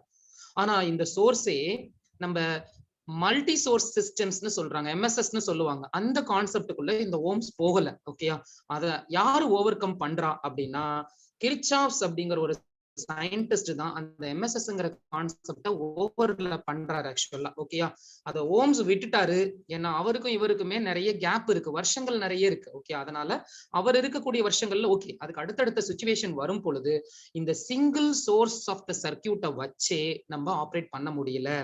ஏன்னா நீங்க லோட நிறைய இன்க்ரீஸ் பண்றீங்க, நீங்க இன்க்ரீஸ் பண்ண இப்ப இதுல ஒரு 50 லோடு இருக்குன்னு வச்சுக்கோ, நான் ஒரு பேட்டரி வச்சு எப்படி நான் ஆப்ரேட் பண்ண முடியும்? 2 லோடுக்கு மேல மீதி எந்த லோடுமே ஆப்ரேட் ஆகாது. சோ அப்ப நான் பேட்டரியை இன்ட்ரோடியூஸ் பண்ணணும். அப்ப பேட்டரியை இன்ட்ரோடியூஸ் பண்ணணும்னா எங்க வேணாலும் இன்ட்ரோடியூஸ் பண்ணலாமா? முடியாதுமா. நீங்க ஒரு பேட்டரியை எங்க இன்ட்ரோடியூஸ் பண்றீங்கிறது மெத்தடாலஜி இருக்கு, சர்க்கியூட்ஸ் மெத்தடாலஜின்னு சொல்றாங்க. அந்த மெத்தடாலஜி படி நீங்க பார்க்கும்போது ஒரே லைன்ல நீங்க மல்டிபிள் பேட்டரியை கொண்டு வர்றதுனால எந்த ஒரு யூஸும் கிடையாதுமா. ஓகேயா, நீங்க இது எல்லாத்துலயுமே ப்ராசஸிங் கரண்ட் ஒண்ணுதான். அப்ப பேட்டரி, அதாவது cells are connected in series அப்படின்னு நான் ஒரு டாபிக் உங்களுக்கு கொடுத்திருக்கேன். அந்த டாபிக் உள்ள போயிட்டீங்கன்னா இந்த செல், இந்த பேட்டரி எல்லாத்தையும் நாங்க கம்பைன் பண்ணிடுவோம், சேம் கரண்ட் ஃப்ளோல இருக்கிறதுனால இது எல்லாத்தையும் ஓவர்லாப் பண்ணி நீ சிங்கிளாவே மறுபடியும் கன்வெர்ட் பண்ண முடியும். அப்போ ஒரு சர்க்கியூட்ல நீ மல்டிபிள் பேட்டரியை இன்ட்ரோடியூஸ் பண்ணலாம், ஆனா ஒரே லைன்ல போடக்கூடாதுன்னு சொல்றாங்க ஆக்சுவலா. அப்ப எப்படி பண்ணலாம் சார் அப்படின்னா வேற வேற பிரான்ச்சஸ் செலக்ட் பண்ணுங்க, அந்த வேற வேற பிரான்ச்சஸ்ங்கிற இடத்துல வேற வேற கரண்ட்டை செலக்ட் பண்ணிக்கங்கிறாங்க ஆக்சுவலா. ஓகேயா, இப்ப இப்படி கொடுக்கலாம், இதுதான் பெஸ்ட் மாடல், இதுதான் பெஸ்ட் மாடல், இப்படி கொடுக்கலாம் ஆக்சுவலா. இங்க ஒரு சர்க்கியூட்ஸ் போடலாம், இதுதான் பெஸ்ட் மாடல். ஓகேயா, இப்ப இதுக்கும் என்ன சார் டிஃபரெண்ட் அப்படின்னா, for example between the source 5 load is there. அப்ப இந்த பர்டிகுலரா இப்ப நான் உங்களுக்கு ரொம்ப சிம்பிளா புரிய வைக்க முடியும். கிளாஸ்ல ஸ்டூடெண்ட்ஸ் நிறைய பேர் இருக்காங்க, நான் டீச்சர்ஸ் இங்க உட்கார வச்சுட்டேன்னு வச்சுக்கோங்க, இந்த பசங்க என்ன பண்ணுவாங்க, அந்த லாஸ்ட் ரோல இருக்கிறவங்க பூரா இல்லாத வேலை பண்ணிட்டு அலைவாங்க. ஓகேயா, அப்ப நான் என்ன பண்ண முடியும், கிளாஸ்க்குள்ள நான் ரவுண்ட்ஸ் போனேன், ஓரளவு கொஞ்சம் அவாய்ட் பண்ணலாம். ஓகேயா சார், எல்லா ஸ்டூடெண்ட்டும் அப்படி பயங்கர சைலண்டா இருக்கணும் அப்படின்னா வேற வழியே இல்ல. இந்த கிளாஸ்ல எவ்வளவு ஸ்டூடெண்ட்ஸ் இருக்காங்கன்னு பார்த்து இங்க ஒரு டீச்சர், இங்க ஒரு டீச்சர், இங்க ஒரு டீச்சர், இங்க ஒரு டீச்சர், இங்க ஒரு டீச்சர், இங்க ஒரு டீச்சர். ஓகே, இப்ப நான் ஒரு 6 டீச்சரை போட்டுறேன், 40 ஸ்டூடெண்ட்ஸ் ஆர் தேர் அப்படின்னா இவன் பேசுவானா? அப்படி கிளாஸே சைலண்டா இருக்கும். சோ இதுதான் ஆக்சுவலா. சோ அப்ப இங்க இந்த ஸ்டூடெண்ட்ஸ்ங்கறத லோடா எடுத்துக்கலாம். இந்த டீச்சர்ஸை சோர்ஸா எடுத்துக்கலாம். ஓகே, நீங்க ஸ்டூடெண்ட்ஸ் நிறைய பேர் இருக்க அந்த கிளாஸ்க்குள்ள நிறைய சோர்ஸை நீங்க இன்ட்ரோடியூஸ் பண்ணீங்கன்னா சிஸ்டம் மஸ்ட் பி பக்கா. அதே மாதிரிதான் நாங்க லோட நிறைய உள்ள கொண்டு வரும்போது சோர்ஸ வேற பாயிண்ட்ல டிஃப்ரெண்ட் கரண்ட் ஃப்ளோல டிஃப்ரெண்ட் பிரான்ச்ல இன்ட்ரோடியூஸ் பண்ண சொல்றாங்க. ஆக்சுவலா அதுதான் சர்க்யூட்டோட குவாலிட்டியை இம்ப்ரூவ் பண்ணுதுன்னு சொல்றாங்க. ஆக்சுவலா சரி சார், ஓகே, அதுக்கும் இந்த ஓம்ஸ் லாவோட டிராபேக்குக்கும் என்ன சார் சம்பந்தம் இருக்குமா? இங்க V1 V2ங்கிற டிஃப்ரெண்ட் ப்ராசஸிங் வோல்டேஜ் நீங்க சர்க்யூட்குள்ள கொண்டு வர்றீங்க. ஆனா ஓம்ஸை பொறுத்த வரையும் இதுதான் அவரோட டிராபேக். ஓகேயா, நோட் பண்றதா இருந்தா நோட் பண்ணிக்கோங்க. டிராபேக் என்ன சொல்லுது அப்படின்னா, electric circuit it consist of single source of the circuit. அந்த வேர்டு ரொம்ப முக்கியமா. Electric circuit it consist of single source of the circuit. இதுதான் ஓம்ஸோட drawback. If maybe the electric circuit is consist of more than one sources அப்படின்னா we cannot able to use Ohm's law. நான் என்ன சொன்னேன்னு புரியுதா?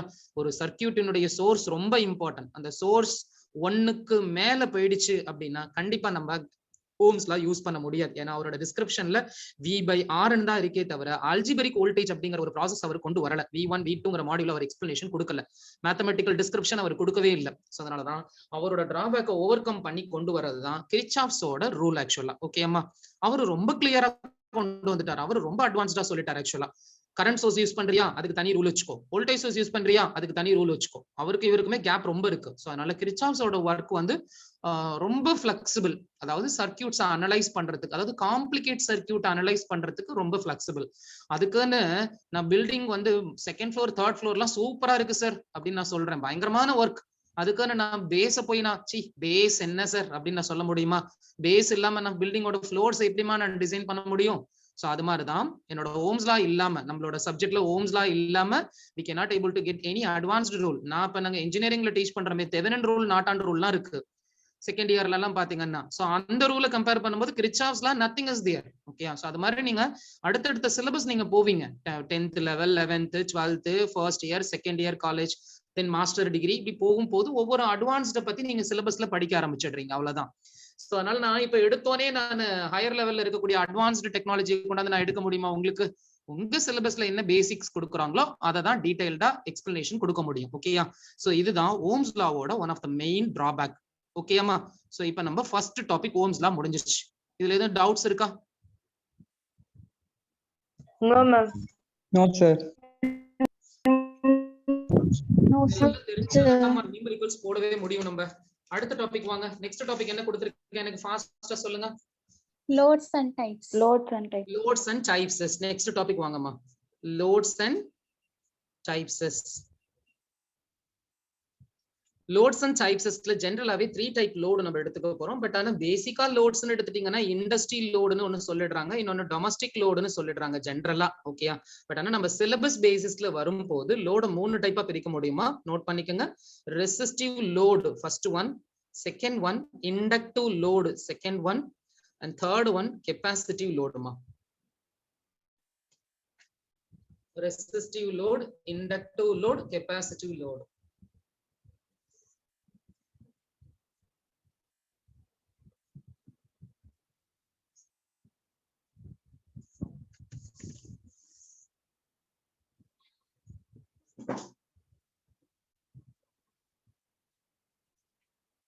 Note பண்ணிட்டீங்களா? Yes. Resistive load, inductive load, capacitive load. ஓகேமா, so இப்போ இந்த 3 லோட்ல நம்ம இண்டக்டிவ் லோடு, கெப்பாசிட்டிவ் லோடு லேட்டரா டிஸ்கஸ் பண்ணலாம். ஓகேயா, அது இந்த யூனிட்ல கிடையாது, இது இஎம்ஐ சாப்டர்ல வரும். இது ஃபர்ஸ்ட் யூனிட்ல உள்ள வந்துடும். ஓகேயா, சோக்கு, அப்புறம் வந்து inductive coils, condenser, capacitors, so அதெல்லாம் நம்ம லேட்டரா டிஸ்கஸ் பண்ணலாம். இப்போ வந்து நம்ம ரெசிஸ்டிவ் லோடு மட்டும் எடுத்துக்கலாம். ரெசிஸ்டிவ் லோட்ல 2 மாடல் இருக்கு ஆக்சுவலா. ஒன்னு வந்து ரெசிஸ்டர்மா, இன்னொன்னு ரியோஸ்டாட். இது RH ன்னு சொல்றோம், இது R ன்னு சொல்றோம். ரெசிஸ்டர் இந்த மாதிரி இருக்கும், ரியோஸ்டாட் இப்படி இருக்கும். இப்படியும் போடலாம், R இப்படியும் போடலாம், ரெண்டுமே ஒண்ணுதான். இந்த ரெசிஸ்டருக்கும் ரியோஸ்டாட்டுக்கும் என்னடாமா டிஃபரன்ஸ்? ரியோஸ்டாட், ரெசிஸ்டர் நீங்க இந்த மாதிரி பார்த்திருப்பீங்க, லைவா பார்க்கக்கூடியது இப்படி இருக்கும். இந்த கலர் பேண்ட்ஸ்லாம் இருக்கும், இப்படி கம்பி மாதிரி எடுத்து கம்ப்யூட்டர், மொபைல் போன், ஏசி, எல்லா எலக்ட்ரானிக் அப்ளிகேஷன்ஸ்லயும் ஒரு கிரீன் கலர்ல உள்ள ஒரு போர்டு இருக்கும். அததான் நம்ம பிசிபின்னு சொல்லுவாங்க, பிரிண்டட் சர்க்யூட் போர்டு. அதுல நிறைய எலக்ட்ரானிக் டிவைஸ் இருக்கு. அதுல one of the important device இந்த ரெசிஸ்டர்ஸ் உள்ள இருக்கும். ஓகேயா? அடுத்து ரியோஸ்டாட் போனீங்கன்னா எல்லாருமே பிசிக்ஸ் லேப் போயிருப்பீங்க. அதுல போய் பாருங்க, இந்த மாதிரி இருக்கும். கீழே ஒரு பிளாக் கலர்ல பேஸ் இருக்கும், மேல ஒரு அலுமினியம் கம்பி ஒன்னு இருக்கும். அதுல பிளாக் கலர்ல ஒரு பாயிண்ட் நீங்க மூவ் பண்ண முடியும். ஓகே, அத ரியோஸ்டாட்னு சொல்லலாம். Yes, sir. இந்த ரெசிஸ்டருக்கும் ரியோஸ்டாட்க்கும் என்னடாமா டிஃபரன்ஸ்?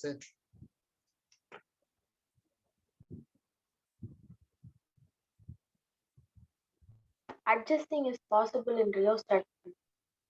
என்னம்மா புரியலம்மா, கொஞ்சம் சத்தமா. Adjusting. அட்ஜஸ்டிங். ஓகே, எதுல நம்ம அட்ஜஸ்டிங் பண்ண முடியும்? Rheostatல அட்ஜஸ்டிங் பண்ணலாம் ஆக்சுவலா. கேளுடாமா, இப்ப நான் ஒரு அப்ளிகேஷன் சொல்றேன். என்ன, நம்ம ஃபேனே எடுத்துக்கலாமே. நம்ம ஃபேனுக்கு எதுடாமா ஃபிளெக்சிபிள்? ரெசிஸ்டர் ஓகே சார், இல்ல ரியோஸ்டாட் மாடல் ஓகே சார் அப்படின்னு நீங்க எதமா ஃபிளெக்சிபிளா சொல்லுவீங்க? நம்ம ஃபேனுக்கு ரியோஸ்டாட்ட சொல்லலாம். ஏன்டாமா ரெசிஸ்டரை சொல்ல முடியாது? ஏன்னா ஒரே கரண்ட் தான் சார் அதுல பாஸ் ஆக முடியும். ஆமாமா, வெரி குட், சூப்பரா சொன்னேன். ஆக்சுவலா ஒரே லைன்ல நம்ம சொல்லணும்னா ரெசிஸ்டரை பொறுத்தவரை ஒரே ஒரு கீவேர்டு ஃபிக்ஸ்டு வேல்யூன்னு சொல்லலாமா. இது ஃபிக்ஸ்டு வேல்யூவா இருக்கிறதுனால இப்ப அவங்க சொன்ன மாதிரி எனக்கு ஒரே கரண்ட்டை தான் என்னால ப்ராசஸ் பண்ண முடியும். இது வேரியபிள் வேல்யூவா இருந்துச்சுன்னா அந்த கரண்ட்டை எங்களால மாத்த முடியும். அததான் செகண்ட் பாயிண்ட்ல சொல்லிடுறாங்க, வேரியபிள் ரெசிஸ்டன்ஸ். இது வேரியபிள் வேல்யூஸா உள்ள வந்துருது. ஃபார் எக்ஸாம்பிள் இது 5 ஓம்னா அதான் ஃபிக்ஸ்டு. ஆனா இங்க நான் 0 to 100 ஓம்னு செலக்ட் பண்ணுவேன்மா. அப்ப 100க்குள்ள நான் 90யும் எடுக்கலாம், 80யும் எடுக்கலாம், 70யும் எடுக்கலாம், எது வேணாலும் எடுக்கலாம். ஆனா இப்ப நம்ம நியூமெரிக்கல் பார்ட்னு வர்றோம். நம்மளோட என்ட்ரன்ஸ்ல நியூமெரிக்கல் பார்ட் வர்றீங்க. நியூமெரிக்கல்ஸை சால்வ் பண்றது மூலமா தான் நீங்க அந்த சர்க்யூட்டை அனலைஸ் பண்றீங்க. ஓகேயா? அந்த அனாலிசிஸ் மூலமா you are preventing the circuit. இப்போ ஒரு கால்குலேஷன் பார்ட்னு ஒண்ணு இருக்கு. அடுத்து நம்ம அப்ளிகேஷன் பார்ட்னு ஒண்ணு இருக்கு. ஃபேன் வந்து நான் யூஸ் பண்றேன், அது ஒரு அப்ளிகேஷன் பார்ட். எதுக்கு எதடாமா ப்ரிஃபர் பண்ண முடியும்? அப்ளிகேஷன் பார்ட்டை பொறுத்த வரையும் நீங்க ஃபிக்ஸ்டு கொடுத்துட்டீங்கன்னா அந்த அப்ளிகேஷன் டிவைஸை உங்களால கண்ட்ரோல் பண்ண முடியாது. அதனால அப்ளிகேஷன் பார்ட்டுக்கு வேரியபிள் இஸ் ஃபிளெக்சிபிள். ஆனா ஒரு கால்குலேஷன் பார்ட்டுக்கு நான் வேரியபிளை ப்ரிஃபர் பண்ண முடியாது. அப்ப நான் எல்லா ஸ்டூடெண்ட்டுக்கும் மார்க் கொடுக்குற மாதிரி ஆயிடும். அப்ப நம்ம கால்குலேஷன் பார்ட்டை பொறுத்த வரையும் ஃபிக்ஸ்டு ரெசிஸ்டன்ஸ் தான் நம்ம அதிகமா யூஸ் பண்ண முடியும். அதனாலதான் நீங்க எல்லா நியூமெரிக்கல்லையும் நம்ம டெக்ஸ்ட் புக்ல எதை எடுத்திருக்காங்க? ரெசிஸ்டர்ஸையே எடுத்திருக்காங்க. ஏன் எந்த சிஸ்டம்லயும் அவங்க ரியோஸ்டாட்டை ப்ரிஃபர் பண்ணல? ரியோஸ்டாட் எடுத்தா நிறைய பேருக்கு அவங்க மார்க் அலாட் பண்ற மாதிரி ஆயிடும். வேரியபிள் பாயிண்ட் ஆஃப் ரெசிஸ்டன்ஸ் அது. ஓகேயா? சோ அதனால நம்ம மேக்ஸிமம் அதை அவாய்ட் பண்ணிடுறாங்க. சோ மேக்ஸிமம் ரெசிஸ்டரை யூஸ் பண்ணி தான் நம்ம நியூமெரிக்கல்ஸ் போடுற மாதிரி இருக்கும். Resistor to resist the electron. ஓகேயா? இப்ப நம்ம ரெசிஸ்டிவ் லோட பத்தி நம்ம டிஸ்கஸ் பண்ணியாச்சு. இதுல எதுவும் டவுட் இருக்கா? ஓகேமா, அடுத்த டாபிக் நம்ம உள்ள போலாம். அடுத்த டாபிக் என்ன கொடுத்திருக்கேன் பாருங்க. Resistors, series and parallel. கொடுத்திருக்கேன் RS and RP. Yes sir. ஓகேமா, இப்ப RS and RP அதாவது resistors in series and parallel ரொம்ப ரொம்ப முக்கியமான ஒரு டாபிக்ல நம்ம உள்ள போக ஆரம்பிச்சாச்சு. சோ இனிமே கொஞ்சம் கிளியரா லிசன் பண்ண ஆரம்பிங்க. ஜெனரலாவே ஒரு சர்க்யூட்டை ரெண்டு பார்ட்ல நம்ம பிரிக்கலாம் நான் சொல்லிருக்கேன். என்னென்ன பார்ட்டுமா? What's the name of the part in the circuit? source and Load. Load. Very good. Okay, source and load அப்படின்னு ரெண்டு பார்ட்டா நம்ம பிரிக்க முடியும். ஓகே, இப்ப சோர்ஸையும் நம்ம கனெக்டட் இன் சீரிஸ் அண்ட் parallelல கொண்டு வர முடியுமா? அதுதான் நம்ம சிலபஸ்ல எந்த டாபிக் கொண்டு வந்திருக்காங்க. சோர்ஸ்ல நீங்க யூஸ் பண்ற சோர்ஸ் டிசி சோர்ஸ் யூஸ் பண்றீங்க, அதுதான் அவங்க ஒரு டாபிக் கொண்டு வந்திருக்காங்க. இதுல செல்லுன்னு ஒண்ணு இருக்கு பத்தியாமா? இது ஏசி சோர்ஸா டிசி சோர்ஸாமா?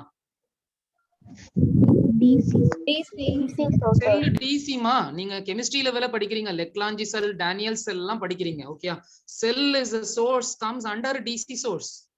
ஓகேயா? சோ அப்ப டிசில யூஸ் பண்றீங்க. ஒரு டைம் எய்ம்ஸ் क्वेश्चन பேப்பர்மா இந்த மாதிரி எல்லாமே நிறைய டைம் வேணும்னுக்கே பண்ணி வச்சிடுறாங்க क्वेश्चनல. ஓகே, பட் நம்ம ஸ்டூடெண்ட்ஸ் அதை கரெக்டா கண்டுபிடிக்க மாட்டேன்றாங்க. அதுதான் ஒரு பெரிய டிராபேக்கா இருக்கு. சோ அதனாலதான் கொஞ்சம் சம் வந்து பிசிக்ஸ்ல இந்த ஹரிபரியில பண்ணாதீங்க. ஏன்னா இந்த வருஷம் என்னோட நிறைய ஸ்டூடெண்ட்ஸ் வந்து சார் எடுத்த கான்செப்ட்ஸ் எல்லாம் எங்களுக்கு நல்லா புரிஞ்சிச்சு, எங்களால சால்வ் பண்ண முடிஞ்சது, போட முடிஞ்சது. ஆனா ஒன்னே ஒண்ணு ஒரு பெரிய பிரச்சனை என்ன தெரியுமா சார்? எங்களுக்கு அந்த டென்ஷன்னால எங்களுக்கு கான்செப்ட் சில விஷயங்கள் நிறைய கன்ஃபியூஸ் ஆக ஆரம்பிச்சிடுச்சு. இதுதான் நிறைய ஸ்டூடெண்ட்ஸ் கொடுத்த ஒரு பெரிய விஷயம் ஆக்சுவலா.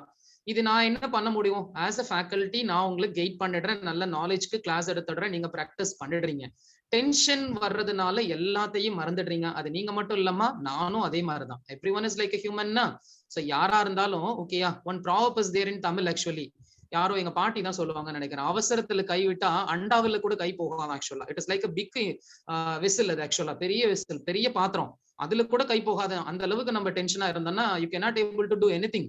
சோ அப்ப முடிஞ்ச அளவு டென்ஷனை நீங்க கம்மி பண்ணணும். அப்பதான் அவன் கொஸ்டின்ல கொடுத்திருக்கக்கூடிய ஒவ்வொரு ஹிண்ட்டுமே உங்களுக்கு கிளியரா மைண்ட்ல வரும். ஓகே, நீ வேணா டென்ஷன்ல இருக்கும்போது நான் வேணா ஒரு கண்டென்ட்டை பத்தி எக்ஸ்பிளைன் பண்றேன் பாரு.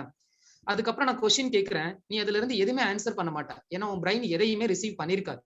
அதுவே நீ நார்மலா ரொம்ப ரிலாக்ஸா இருக்கும்போது நான் எக்ஸ்பிளனேஷன் கொடுக்குறேன் பாரு, அதுல A to Z நீ அப்படியே என்னால திரும்ப ரீகலெக்ட் பண்ணி சொல்ல முடியும். சோ அதுதான். அதனால தயவு செய்து அந்த டென்ஷன் வராம இருக்கணும்னா நான் என்ன பண்ண முடியும்? நீங்க தான் அதுல போய் அடாப்ட் ஆகணும். அந்த எக்ஸாம் ஹால்ல எப்படி இருக்காங்க, ஏன் டென்ஷன் ஆகுது, தேவையில்லாம எதுக்கு யோசிக்கணும், தேவையில்லாத திங்க நம்ம எதுக்கு மைண்ட்ல கொண்டு வரணும். சோ அதை நீங்க ரிமூவ் பண்ணீங்கன்னாவே then you feel comfortable. Okay, அதுக்கு ஒரே வழி, you try to attend more number of test question papers. நிறைய டெஸ்ட் எழுதுங்க. அது எழுத ஆட்டோமேட்டிக்கா அந்த டென்ஷன் போகுது. சோ அதனால இந்த மாதிரி சின்ன சின்ன இஷ்யூஸ்க்கெல்லாம் நான் மார்க்கை விட்டுட்டேன்னு வந்து நாளைக்கு என்கிட்ட சொல்லக்கூடாது. ஓகேயா, சோ அதெல்லாம் வந்து நீங்க தான் எராடிகேட் பண்ணணும். ஓகேயா, சோ சிம்பிளா ஒரு சம் கேட்டிருந்தான். டிரான்ஸ்ஃபார்மர் அப்படிங்கிறது ஒரு ஏசி மிஷினா டிசி மிஷினாமா?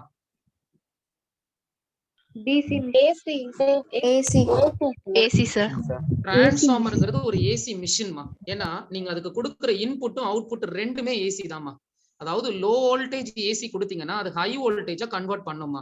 அதே மாதிரி ஹை வோல்டேஜ் கொடுத்தீங்கன்னா லோ வோல்டேஜ் ஏசியா அது ப்ராசஸ் ஆகுது. ரெண்டுமே ஏசி தான். டிசி அதுல ப்ராசஸ் பண்ண முடியாதுமா. டிசில அது ஒர்க்கே ஆகாது. முதல்ல ஏன் தெரியுமா? இது ஒரு ஸ்டாட்டிக் மிஷின். நம்பர் 1. நம்பர் 2, இந்த மிஷின்னால ஃப்ரீக்வன்சியை சேஞ்ச் பண்ண முடியாது. ஃப்ரீக்வன்சி இல்லாம ஒர்க் பண்ணவும் முடியாது. நான் சொல்ற வேர்டு புரியுதான்னு பாருங்க. ஃப்ரீக்வன்சியை மாத்தவும் முடியாது, ஆனா ஃப்ரீக்வன்சி இல்லாம இதால ஒர்க் பண்ணவும் முடியாது. அது ஏன்னு நான் உங்களுக்கு அந்த டாபிக் எடுக்கும்போது நான் டீடைல்டா நான் எடுக்கிறேன். டிசிக்கு ஃப்ரீக்வன்சியே கிடையாதுமா. ஓகே, அப்ப ஃப்ரீக்வன்சி இல்லாத ஒரு கரண்ட் நீ ஏசி மிஷினுக்கு கொடுக்குற அப்படின்னா இந்த மிஷின் ஒர்க் ஆகாதுமா. ஓகேயா, இப்ப இவன் என்ன சொல்லியிருக்கான் ஸ்டேட்மெண்ட், சம்மு படிச்சா எல்லா வேல்யூவும் அதுல கொடுத்திருந்தான். நம்ம ஆளுங்க பாத்தீங்கன்னா பிரைமரி வோல்டேஜ், செகண்டரி கரண்ட் எல்லாத்தையும் எடுத்து ஃபார்முலா எல்லாம் சப்ஸ்டிடியூட் பண்ணி அந்த ஆன்சர் எல்லாம் டிக் பண்ணான். ஆனா அந்த சம்முல ஒரே ஒரு சின்ன word, Leclanche cell is connected in the primary side of the transformer அப்படின்னு ஸ்டேட்மெண்ட் வந்துருச்சு. இவன் அந்த ஸ்டேட்மெண்ட்டையே படிக்கல. அது பக்கத்துல வேல்யூ இருக்கு பத்தியா. நம்மளே நிறைய டைம் அந்த மாதிரி தான் மிஸ்டேக் பண்ணுவோம். இந்த 10 வோல்ட்டா 5 ஆம்பியரா, voltage V equal to 10 and current I equal to 5. Okay, வேற என்னெல்லாம் இருக்கோ எல்லாத்தையும் போட்டு விட்டு ஏதாவது ஒரு ஃபார்முலாவை போட்டு விட்டு டக்குன்னு ஒன்னே டிவிஷன் போடுறது, டக்குன்னு ஒரு டிக் அடிச்சுட்டு ஓடிடுறது. அப்படி கிடையாது. என்ட்ரன்ஸ் பேப்பரை பொறுத்தவரை நீங்க ஒவ்வொரு இடத்துலையும் சின்ன சின்ன மிஸ்டேக்ல தான் உங்களுக்கு மார்க்கே போயிடுது. அந்த கொஸ்டினே ராங் ஆன்சரா மாறுது. சோ அதனால ரொம்ப கேர்ஃபுல்லா நீங்க வரணும். அதுதான் மெயினிங்க. சோ இப்ப இந்த வேல்யூ எல்லாம் பாத்தியே, லெக்லாஞ்சி செல்லுன்னு ஒரு வேர்டை பார்க்க மாட்டியா நீன்னு? அந்த லெக்லாஞ்சி செல்லுங்கிறது ஒரு டிசி சிஸ்டம். அது ஒரு டிசி சோர்ஸை கொண்டு போய் ஒரு ஏசி மிஷின்ல நீ கனெக்ட் பண்ணா இந்த மிஷின் ஒர்க்கே ஆகாது. ஓகே, அந்த பர்டிகுலர் ஆப்ஷன்ல 0ன்னு ஒரு வேல்யூ இருந்தது. 0ன்னு ஒரு ஆப்ஷன் கொடுத்திருந்தான். அதை டிக் பண்றதுக்கு பதிலா எல்லாரும் ஃபார்முலாவை யூஸ் பண்ணி கால்குலேட் பண்ண வேல்யூவை டிக் பண்ணி விட்டாங்க. சோ அதனால இந்த மாதிரிதான் வந்து நம்மளுக்கு மார்க் போகுது என்ட்ரன்ஸ்ல. சோ அதனால கொஞ்சம் பேசிக் நாலேஜ் வேணும். அதுக்கு தான் நான் வந்து எக்ஸ்பிளனேஷன் கொடுக்கறதெல்லாம் ஸ்டோரி கிடையாது. அதெல்லாம் வச்சுதான் நிறைய கொஸ்டின்ஸ் ஸ்டூடெண்ட்ஸ் எஸ்கேப் ஆகி சம்ஸ் அவங்க சால்வே பண்ணிருக்காங்க. அதனால உன்னுடைய ஃபார்முலாவையும் உன்னுடைய நாலேஜையும் வச்சு நீ போடுறதை விட அங்க பேசிக்கா உனக்கு அந்த கண்டென்ட்டை பத்தி எவ்வளவு தெரியுது அதை வச்சுதான் நீங்க அந்த சம்ம போடவே முடியும். ஓகேமா? சோ அப்ப சோர்ஸ் பொறுத்தவரையும் cells in series and parallel கொண்டு வந்துட்டாங்க. அடுத்து லோடு பொறுத்தவரையும் சீரீஸ் அண்ட் பேரலல் அப்படிங்கிற ஒரு டெக்னாலஜி இம்ப்ளிமெண்ட் பண்ண போறாங்க. அது ரெசிஸ்டர்ஸ் இன் சீரீஸ் அண்ட் பேரலலா இருந்தாலும் சரி, இண்டக்டர்ஸ் இன் சீரீஸ் அண்ட் பேரலலா இருந்தாலும் சரி, and capacitors in series and பேரலலா இருந்தாலும் சரி. ஓகே, இது எல்லாத்துக்குமே ஒரே பேக்கப் தான். ஆனா நம்ம மெட்ரிகுலேஷன் போர்ட்ல மரணத்தனமா கொஸ்டின் பேப்பர் கொடுப்பாங்க பாரு. ரெசிஸ்டர்ஸ் இன் சீரீஸ் அண்ட் பேரலல்ல ஒரு 2 மார்க் இருக்குமா, இண்டக்டர்ஸ் இன் சீரீஸ் அண்ட் பேரலல்ல ஒரு 3 மார்க் இருக்குமா, கெப்பாசிட்டர்ஸ் இன் சீரீஸ் அண்ட் பேரலல்ல ஒரு 5 மார்க் கொண்டு வருவானா. இவங்களை கேட்டோம்னா சார் இது ஃபர்ஸ்ட் யூனிட்ல வருது, இது செகண்ட் யூனிட்ல வருது, இது 5th யூனிட்ல வருது, அப்புறம் என்ன சார் அப்படிமாங்க. டேய், அது யூனிட் என்ன வேணாலும் வரட்டும்டா, இது எல்லாத்துக்கும் லாஜிக் ஒண்ணுதான்டா. R இருக்கிற இடத்துல L போட போற, L இருக்கிற இடத்துல C போட போற, அவ்வளவுதான். மேஜர் டிஃபரன்ஸ் ஒண்ணுமே கிடையாது. அப்ப ஒரு கான்செப்டை வச்சு அவன் 3 இடத்துல பல்கா மார்க் வாங்குறான், சிம்பிளா மார்க் வாங்குறான். சோ இதை வந்து நீட் அண்ட் ஜேஇ எல்லாம் பயங்கரமா ஃபில்டர் அவுட் பண்ணுவாங்க. ஒரு கான்செப்ட் அட் எனி கேஸ் வேற எந்த கொஸ்டின்லயும் ரிப்பீட் ஆகக்கூடாது. அவன் கெமிஸ்ட்ரியில உள்ள கான்செப்டே பிசிக்ஸ்ல வந்துடக்கூடாதுன்னு அவங்க பாக்குறாங்க. சோ அந்த அளவுக்கு பேப்பரை வந்து ரொம்ப ஃபில்டர் அவுட் பண்றாங்க ஆக்சுவலா. சோ அதனால ரொம்ப கிளியரா போனா மட்டும்தான் நம்ம அட்டனே பண்ண முடியும். நீ படிக்கிற, ப்ரிப்பேர் பண்ற, அதெல்லாம் ஓகே, அது எல்லாருமே பண்றாங்க ஓகேயா. பட் ஆனா அங்க மார்க் தான் வரமாட்டேங்குது. அதுக்கு ரீசன் என்னன்னா இவ்வளவு விஷயங்களை நம்ம எராடிகேட் பண்ணா மட்டும்தான் நம்ம அங்க நீங்க படிக்கிற கண்டென்ட்டை வச்சு you can able to get the marks அப்படிங்கிற ஒரு ட்ராக்குக்கு போக முடியும். ஸோ அதனால இது எல்லாமே நான் இடையில சொல்லும் போது அதெல்லாம் டிப்ஸா எடுத்துக்கங்க ஓகேயா. ஒரு ஃபேக்கல்ட்டிங்கிறது சும்மா வந்து நடத்திட்டு கான்செப்டை முடிச்சுட்டு சிலபஸ் கம்ப்ளீட்டட்னு போறதெல்லாம் it is impossible one you will get the marks ஓகேயா. ஸோ எல்லா ஆங்கிள்லையும் நான் உங்களை பக்காவா கைட் பண்ணணும். That is most important. அதான் சீனியர் ஃபேக்கல்ட்டினா சும்மாவா. ஸோ அப்போ உங்களுக்கு எல்லா ஆங்கிள்லையுமே I will give the tips. அதை கரெக்டா நீங்க ஃபாலோ பண்ணணும். அதுதான் ரொம்ப இம்பார்ட்டன்ட் ஓகேயா. சரிம்மா, இப்ப நம்ம டைரக்டா எதுக்கு போக போறோம்னு நான் சொல்லிடுறேன். ஆர்எஸ் அண்ட் ஆர்பிக்கு நம்ம டைரக்டா போலாமா. சோ ஆர்எஸ் அண்ட் ஆர்பி அப்படின்னு எடுத்துட்டீங்கன்னா இப்ப நான் resistors in series and parallel அப்படின்னு நான் எடுத்துக்கிறேன். For example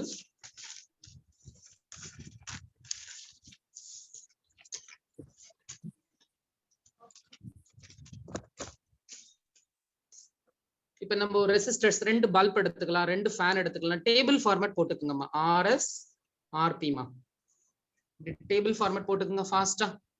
first resistors in சீரீஸ்மா R1 R2 ஃபாஸ்டா எழுதுங்க. R1 R2. இங்க ரெசிஸ்டர்ஸ் இன் பேரலல்மா R1 R2.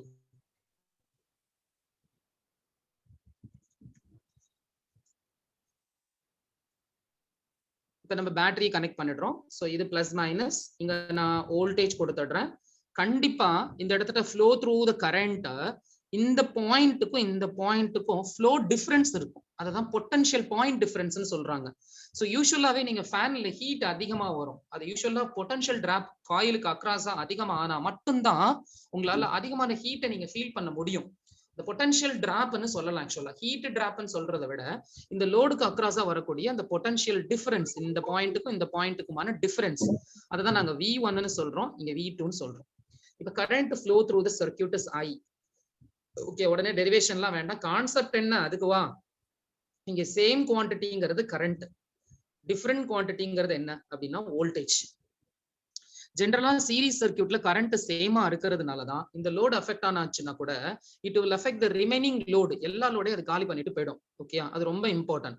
ஆனா இங்க பேரலல்ல அது ஒரு அட்வான்டேஜா மாறுது ஆக்சுவலா ஓகேயா. சோ இப்ப எனக்கு வோல்டேஜ் டிஃபரா இருக்கு. பட் எத்தனை வோல்டேஜ் இருக்கு சர்க்யூட்குள்ள? இங்க ஒரு V, இங்க ஒரு V, இங்க ஒரு V, மொத்தம் 3 V இருக்கு. இப்ப சர்க்யூட்டை 2ஆ பிரிக்கலாம். ஒன்னு சோர்ஸ், இன்னொன்னு லோடுன்னு பிரிக்கலாம். இது எத்தனை சோர்ஸ் இருக்குமா சர்க்யூட்ல? One source. எத்தனை லோடு இருக்கு? 2 லோடு எடுத்துக்கலாம். நீங்க 2 எடுத்துக்கலாம். எத்தனை சோர்ஸ் வேணாலும் நீங்க இன்ட்ரோடியூஸ் பண்ணலாம், எத்தனை லோடு வேணாலும் நீங்க இன்ட்ரோடியூஸ் பண்ணலாம். ஆனா ஒரு சின்ன லாஜிக்கை வச்சு நீங்க ஈக்குவேஷன் கிரியேட் பண்ண போறீங்க. பட் அந்த லாஜிக்கே நீங்க அப்படியே விட்டுடுறீங்க 10th எல்லாம் ஆக்சுவலா. சோ இங்க நான் 10 வோல்ட் எடுத்துக்கிட்டேன்னா இங்க 6 வோல்ட் எனக்கு டிராப்னா ரிமைனிங் எவ்வளவுன்னு சொன்னா நீ எவ்வளவு சொல்ற? எனக்கு ரிமைனிங் 4 சொல்றீங்க. Very good. அப்ப 10 is equal to 6 plus ஒரு கொஸ்டின் மார்க்க போட்டா சார் 4 சார் இது என்ன சார் எல்கேஜி கொஸ்டின் மாதிரி கேக்குறீங்க அப்படிங்க நீங்க. ஆனா இதுல ஒரு லாஜிக் இருக்கே. என்ன லாஜிக் அப்படிங்கறத நீங்க டிஸ்கஸ் பண்ண மாட்டேன்றீங்க. அதுதான் மெயின். ஏன்னா இந்த சர்க்யூட்ல சோர்ஸும் லோடும் தான் ப்ராசஸ் பண்ணுது ஓகேயா. அப்ப ப்ராசஸிங் வோல்டேஜ் சர்க்யூட்ல மோர் தென் 1 வோல்ட் இருக்கிறதுனால இங்க டிஃபரெண்ட் குவான்டிட்டியில வோல்டேஜ் உள்ள வந்துருது. சோ அதனால நாங்க இந்த இடத்துல voltage is different. So KVL அப்படிங்கிற ஒரு ப்ராசஸை நம்ம உள்ள கொண்டு வரலாம். கிர்ச்சாஃப்ஸோட வோல்டேஜுக்கான ஒரு முகாந்திரம் இந்த கொஸ்டின்ல கிடைச்சிருச்சு. அதனால தாராளமா நீங்க அந்த இடத்துல KVL யூஸ் பண்ணலாம். அவரோட KVL ஸ்டேட்மெண்ட் என்னன்னா algebraic sum of rise voltage is equal to algebraic sum of drop. இதுதான் அவரோட concept. Source is equal to drop. அப்ப எத்தனை சோர்ஸ் இருக்கு? ஒன்னே ஒன்னு தான். அதனாலதான் நான் வீன்னு எடுத்துக்கிட்டேன். சம் ஜஸ்ட் சம் பண்ணிக்கங்க. எத்தனை drop? 2 drop. So V1 plus V2. இதுதான் அவரோட லாஜிக். இதை வச்சுதான் நீங்க இந்த பேக்கப் கொஸ்டினே கொண்டு வர்றீங்க. இந்த concept 10 is equal to 6 plus 4ங்கிறது எங்க இருந்து வந்துச்சு? பிசிக்ஸ்ல ஒவ்வொன்றுக்கும் ஒரு ரீசன் இருக்கு. சோ அப்ப V equal to V1 plus V2. இந்த இடத்துல நீங்க மறுபடியும் Ohm's law I equal to V equal to IR. Current இங்க சேம். சோ அதனால வேரி ஆகல. சோ IR1 plus IR2 அப்படின்னு நீங்க வேரி பண்ணி ஐய காமனா கேன்சல் அவுட் பண்ணிட்டீங்கன்னா first RS is equal to R1 plus R2ன்னு சீரிஸ்க்கான ஸ்கிப் உங்களுக்கு கிடைச்சிடும். ஓகே அம்மா. சோ இதே மாதிரி பேரலலுக்கு போனோம் அப்படின்னா the current is enter to this point. இந்த பாயிண்ட்க்கு பேர் என்ன? இதுதான் நாங்க நோடுன்னு சொல்றோம். நோடு பத்தி நான் லேட்டரா எடுக்கிறேன். அதுல என்ன ஒரு சில கான்செப்ட் எல்லாம் இருக்கு. ஆக்டிவ் நோடு, இன்ஆக்டிவ் நோடு எல்லாம் இருக்கு ஆக்சுவலா. சோ இந்த நோடு வந்து ஒரு ஆக்டிவ் டைப் நோடு இது ஆக்சுவலா. ஏன்னா வர கரண்ட்டை இந்த நோடு வந்து தன்னுடைய ஃபங்க்ஷன் என்னன்னா டு ஸ்பிளிட் த கரண்ட். பிரான்ச்சுக்கு ஏத்த மாதிரி அது கரண்ட்டை ஸ்பிளிட் பண்ணி விட்டுரும். சோ அப்ப இங்க ரெண்டு பிரான்ச் இருக்கிறதுனால எனக்கு I1 I2 அப்படின்னு ரெண்டு கரண்ட் இதுல ஸ்பிளிட் ஆயிடுது. சோ மறுபடியும் return back to the source, plus minus battery உள்ள வந்துருச்சு. ஓகேயா? சோ இப்போ இதுல எது சேம் குவான்டிட்டி அப்படின்னு எடுத்துட்டீங்கன்னா கரண்ட் வந்து சேம் குவான்டிட்டி. பட் டிஃபரெண்ட் எது அப்படின்னு எடுத்துட்டீங்கன்னா கரண்ட் வந்து டிஃபரெண்ட், வோல்டேஜ் வந்து சேம் ஆக்சுவலா. ஏன்னா இது பேரலல் பொறுத்தவரையும் வோல்டேஜ் சேம்னா எதனுடைய வோல்டேஜ்? லோடினுடைய drop voltages must be similar. ஏன்னா lines are connected in parallel. அப்ப வோல்டேஜ் வந்து நீங்க பிராக்டிகலா இந்த லைன்ல எல்லாம் நீங்க மல்டிமீட்டரை வச்சு செக் பண்ணீங்கன்னா எல்லா லோடுக்கும் ஒரே வேல்யூ தான் காமிக்கும். அதனாலதான் வோல்டேஜ் மஸ்ட் பி சேம்னு சொல்லிட்டாங்க. ஓகே, பேரலலா கனெக்ட் பண்ணும்போது. சோ அப்ப பேரலல் லோட் லைன் சிஸ்டம்ல வோல்டேஜ் சேம்னா கரண்ட் டிஃபரெண்ட். இதுதான் லாஜிக். அப்ப கரண்ட் டிஃபரெண்ட். அப்ப கேசிஎல் வா. அப்ப கேசிஎல் என்ன சொல்றாரு? Sum of incoming current is equal to sum of I அவுட்னு சொல்றாரு. ஒரு லாஜிக்கா உள்ள கொண்டு வராரு. Incoming equal to outgoing அப்படிங்கிற ஒரு லாஜிக் எடுத்துட்டு வராரு. அப்ப இந்த current is enter to this பாயிண்ட்னா ரெண்டு கரண்ட்டுமே எனக்கு அவுட் கோயிங் கரண்டா வந்துருது. சோ அப்ப இன்கமிங் கரண்ட் டு த நோடுனா ஒன்லி ஒன் இன்கமிங் கரண்ட், அது ஐ. அப்ப how many outgoing currents are there? I1 I2 னு ரெண்டு outgoing current இருக்கு. சோ அதனால I1 plus I2 அப்படின்னு நம்ம எடுத்துக்கலாம். சோ ரெண்டு கரண்ட்டை நான் க்ளோஸ் பண்ணிட்டேன். ஓகே, இப்ப V by R Ohm's laws equal to I equal to V by R போட போற. So V by R voltage சேம்னு சொல்லிருக்க, வேரி பண்ண கூடாது. சோ அதனால V by R1 resistance vary ஆகும். R2 we get cancelled. So finally 1 by RP equal to 1 by R1 plus 1 by R2. But entrance la இந்த ஃபார்முலாவை யூஸ் பண்றதை விட இதை கிராஸ் மல்டிப்ளை பண்ணி ரெசிப்ரோக்கல் எடுத்த ஃபைனல் ஸ்கிப் இதை யூஸ் பண்ணுங்க. டைம் வந்து ரொம்பவே சேவ் ஆகும். R1 R2 divided by R1 plus R2. அப்ப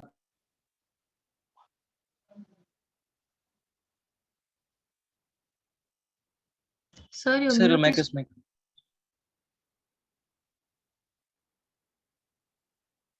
Sir, no audio.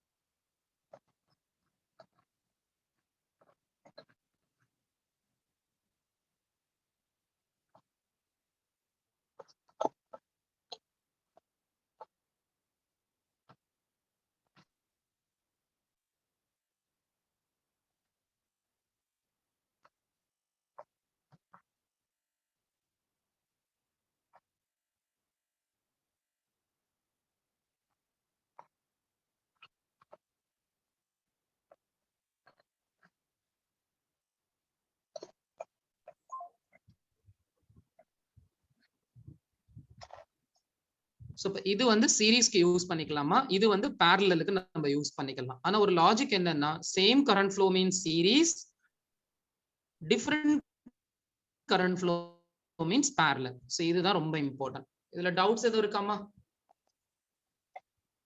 No, sir. no, sir. No, sir. ஓகேமா, அடுத்த லாஜிக் வாங்க. நெக்ஸ்ட் ஒன், நெக்ஸ்ட் கான்செப்ட் வந்துருங்கம்மா. Next concept CDR and VDR. இது ரொம்ப ரொம்ப முக்கியமான ஒரு concept entrance. Sir, show please show the previous ones. இன்னொரு ஷோ பண்ணுங்க சார்.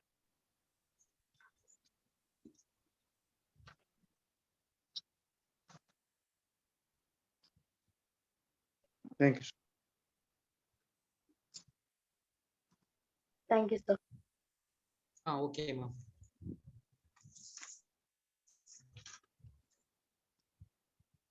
நெக்ஸ்ட் ஒன் டிவிஷன் ரூல்னு ஜெனரலா சொல்லலாம். இத டிவிஷன் ரூல்ல current division rule and voltage division rule ரெண்டு கான்செப்ட் இருக்குமா. இது நிறைய எடுத்துட்டு நம்ம இந்த யூனிட்ல யூஸ் பண்ற ஒரு இம்பார்ட்டன்டான ஷார்ட்கட் இது ஆக்சுவலா. ஃபர்ஸ்ட் எடுத்தோன்னா இந்த கொஸ்டின்லயே உங்களுக்கான ஆன்சர் இருக்கு.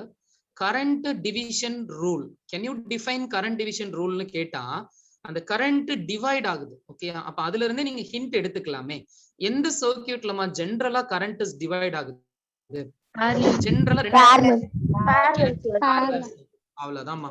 சோ யூசுவலாவே நீங்க சிடிஆர் இம்ப்ளிமெண்ட் பண்ணணும் அப்படின்னா, ஷார்ட்கட்டை இம்ப்ளிமெண்ட் பண்ணணும்னா முதல்ல அதுக்கான ரெஸ்ட்ரிக்ஷன்ஸ் தெரியணும். parallel சர்க்கியூட்ஸ்ல மட்டும்தாம்மா நீங்க போட முடியும் சிடிஆர்.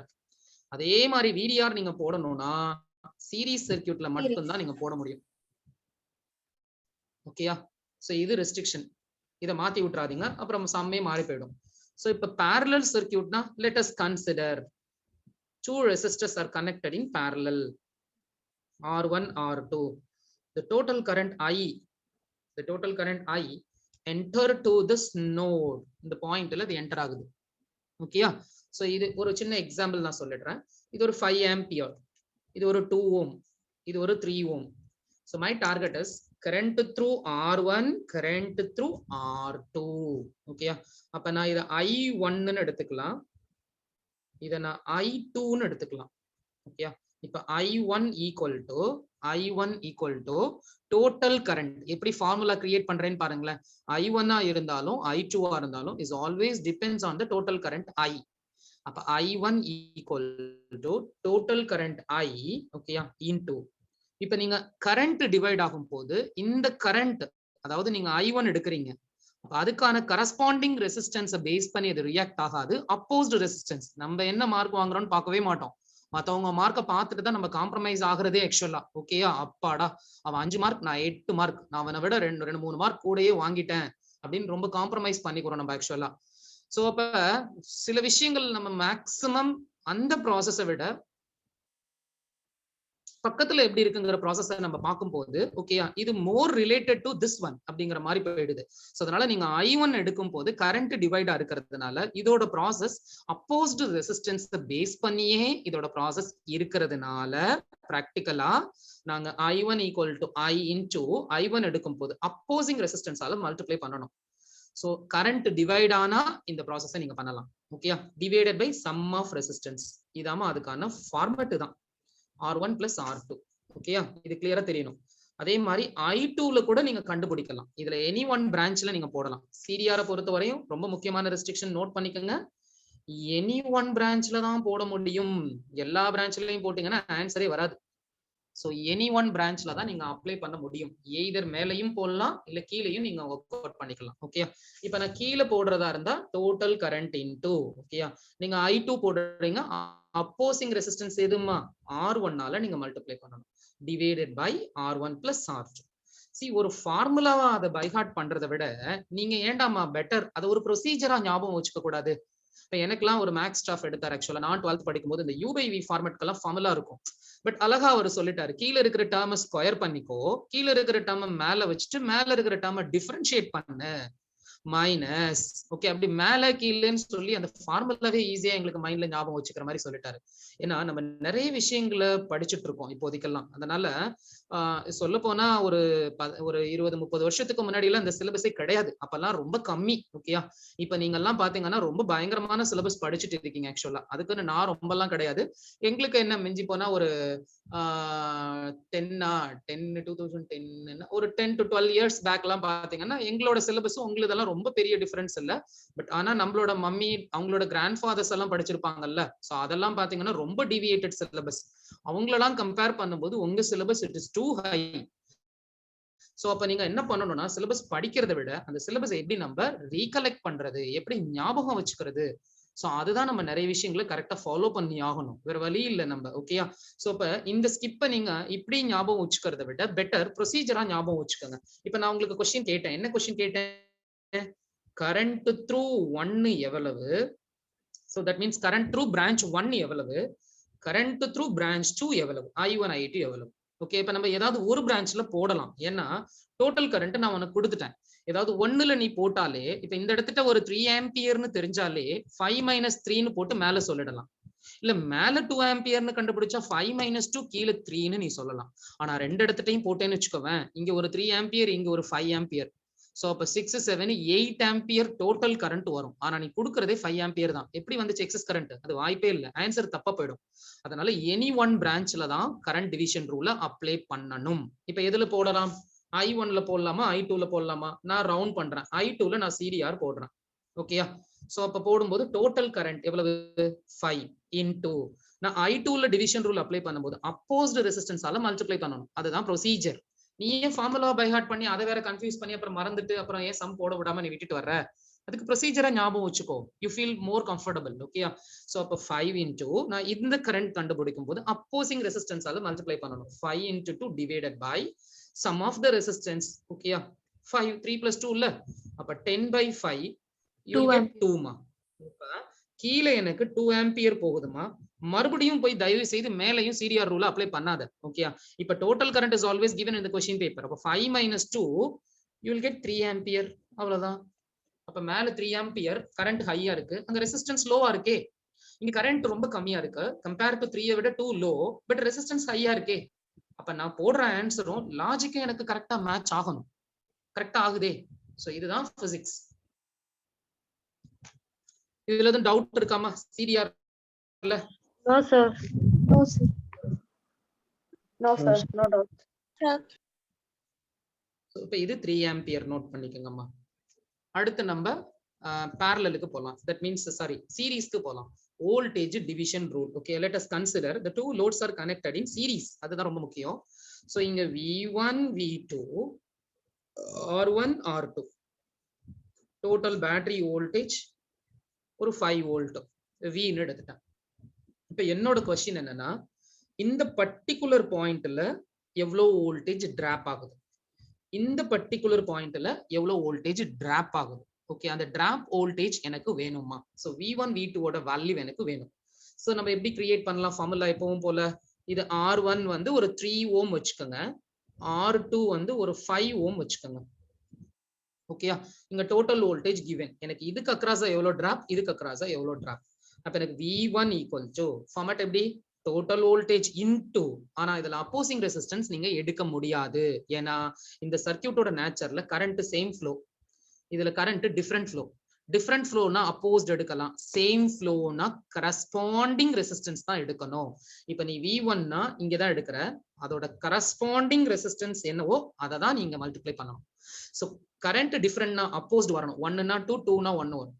கரண்ட் சேம்னா 1 னா 1 தான் வரும், 2 னா 2 தான் வரும். அப்படியே கரஸ்பாண்டிங் ரெசிஸ்டன்ஸ் எடுக்கணும் R1. ஓகே, இந்த மல்டிப்ளை பண்றது தான் ரொம்ப இம்பார்ட்டன்ட். எந்த ரெசிஸ்டன்ஸை மல்டிப்ளை பண்ற அந்த கான்செப்ட் மட்டும் கரெக்டா ஞாபகம் வச்சுக்கோங்க. R1 plus R2 and V2 equal to V into total voltage இல்லாம எதுவுமே பண்ண முடியாது, அதனால அது ரெண்டுலயுமே வந்துரும். R2 divided by R1 plus R2. அவ்வளவுதான் ஸ்கிப். இதை வச்சு நீங்க V1 V2 சொல்லிடலாம். அப்ப V1 equal to total voltage ஏதாவது ஒண்ணுல தான் போடணும். இங்கேயும் அதே மாதிரி எனி ஒன் லோடுன்னு எடுத்துக்கோங்க. அங்க எனி ஒன் பிரான்ச், இங்க எனி ஒன் லோடு. இந்த பாயிண்ட்ஸ் எல்லாம் இம்பார்ட்டன்ட், இதெல்லாம் தரவா இருக்கணும். எனி ஒன் லோடு நான் எதுல எடுத்துக்கிறேன், R1ல எடுத்துக்கிறேன். ஓகேயா? அப்ப R1ல நான் VDR போடுறேன், ஏன்னா டோட்டல் வோல்டேஜ் given. சோ அப்ப total voltage 5 into corresponding resistance 3 மா, divided by sum of the resistance. 5 னா 6 7 8 மா. அப்ப I3 15 15 × 8 எவ்வளவு வருதுமா? 15/8 எவ்வளவுமா?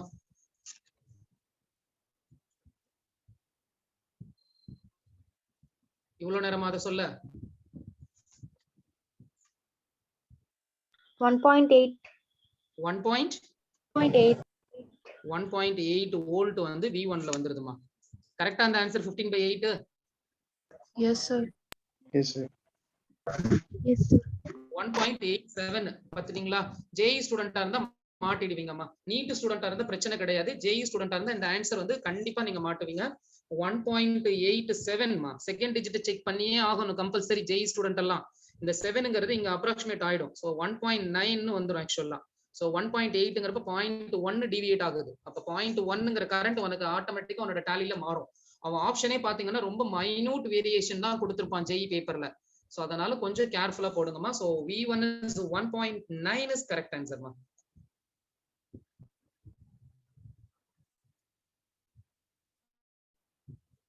Five and above 5 you just increase one number in the previous digit ma. So V1 is 1.9 எடுத்துட்டீங்கன்னா எனக்கு V2 எவ்வளவு வரும்? அப்ப 5 minus 1.9 போட்டுருங்க. உங்களோட செகண்ட் வோல்டேஜ் எவ்வளவுன்னு தெரிஞ்சுக்கணும்.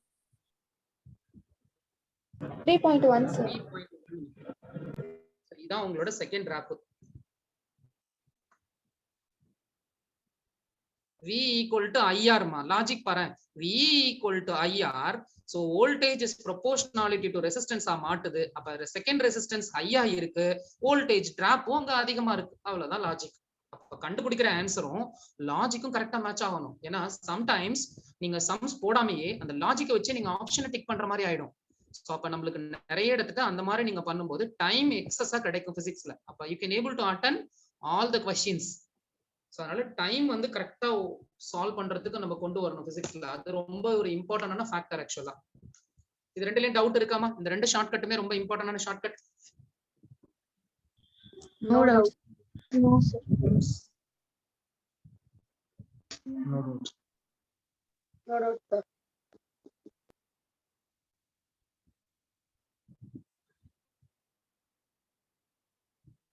ஓகேமா சோ இப்ப நம்ம அடுத்து வந்து ப்ராப்ளம்ஸ் தான் நம்ம பார்க்க ஆரம்பிக்கணும் சோ நெக்ஸ்ட் கிளாஸ் வந்து நான் உங்களுக்கு ப்ராப்ளம் ஸ்டார்ட் பண்ணிடுறேன் இன்னைக்கு கிளாஸ் கொஞ்சம் கோ த்ரூ பண்ணுங்க ஏதாவது டவுட்ஸ் இருக்கான்னு பாருங்கம்மா நெக்ஸ்ட் கிளாஸ் உங்களுக்கு அந்த எலக்ட்ரிக்கல் பவர் ஃபேக்டர் தென் எலக்ட்ரிக்கல் ஹீட்டிங் அதெல்லாம் நான் உங்களுக்கு லாஸ்ட் கிளாஸே ஒரு சின்ன சின்ன ஹிண்ட் கொடுத்துருக்கேன் நான் ஆக்சுவலா பவர்னா என்ன அதுல வந்து ஃபேன் பேக் சைட்ல கண்டென்சர் இஸ் தேர் எது ஆக்டிவ் பவர் எது அப்பேரண்ட் பவர் சோ அதை பத்தி ஒரு பேசிக்கா ஒரு இன்ட்ரோடக்ஷன் நான் கொடுத்துருக்கேன் சோ அதனால அந்த டாபிக் வந்து ஈஸியா நான் ஃபினிஷ் பண்ணிடுவேன் So once S1 அந்த slot 1ங்கற பார்ட் ஃபினிஷ்ட்னா கம்ப்ளீட்டா மொத்த கான்செப்ட்ஸ் சேர்த்து slot 1க்கான நியூமெரிக்கல்ஸ் எல்லாமே நான் போட்டு விட்டுருவேன்மா சோ அதுக்கு அப்புறம் தென் நீங்க ப்ரீவியஸ் பேப்பர் முடிச்சிடலாம் ஆரம்பிச்சிடுங்க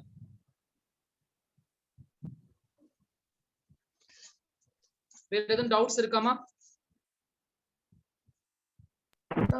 Sir, EMF பத்தி கொஞ்சம் EMF ஓகேயா ஒரு drawback EMF வந்து நார்மலா அத ஒரு எப்படி சொல்றான் எலக்ட்ரோ மோட்டிவ் ஃபோர்ஸ்னு சொல்லலாமா இத யூசுவலா நீங்க கெமிக்கல் சிஸ்டம்ல இருந்து கொண்டு வந்து கொடுக்க முடியும் நார்மலா ஓகேயா இல்ல அப்படின்னு எடுத்துட்டீங்கன்னா ஒரு எப்படி சொல்ல முடியும் மேக்னடைஸ்டு ரிவர்ஸ் ப்ராசஸ்டு சோர்ஸ் மூலமா நீங்க கொண்டு வர முடியும் ஓகேயா பட் அது வந்து இன்னைக்கு ட்ரெண்டட்ல நம்ம யூஸ் பண்ணிட்டு இருக்கிறது பட் உங்களுக்கு நீங்க எலக்ட்ரோ கெமிஸ்ட்ரி எல்லாம் வேற படிக்கிறதுனால ஆரம்ப காலத்துல யூஸ் பண்ண மெத்தடாலஜி வந்து நார்மலா கெமிக்கல் சிஸ்டம்ஸ் எலக்ட்ரோட்ஸ் கிரியேட் பண்ணி அந்த எலக்ட்ரோட்ஸ்ல கிடைக்கக்கூடிய ரியாக்ஷன் ப்ராசஸ் ஓகேயா நீங்க இதெல்லாம் படிப்பீங்க இதெல்லாம் நான் எக்ஸ்பிளைன் பண்றதை விட உங்க கெமிஸ்ட்ரி டீச்சர் எக்ஸ்பிளைன் பண்றது you feel more comfortable okay அந்த எலக்ட்ரோலைட்ஸ் ப்ராசஸ் பத்தி எல்லாம் நீங்க படிப்பீங்க செல் டானியல் செல்ஸ் அதுல காப்பர் எப்படி வந்து டைலூட் ஆகி சார்ஜா கன்வெர்ட் ஆகுது ஓகேயா அதுல நீங்க அதே மாதிரி ஜிங்க் ராட் யூஸ் பண்ணுவீங்க அது கெமிக்கல் ப்ராசஸ் மூலமா எப்படி அந்த சார்ஜ் கன்வர்ஷன் ப்ராசஸ் அதுல இருந்து அந்த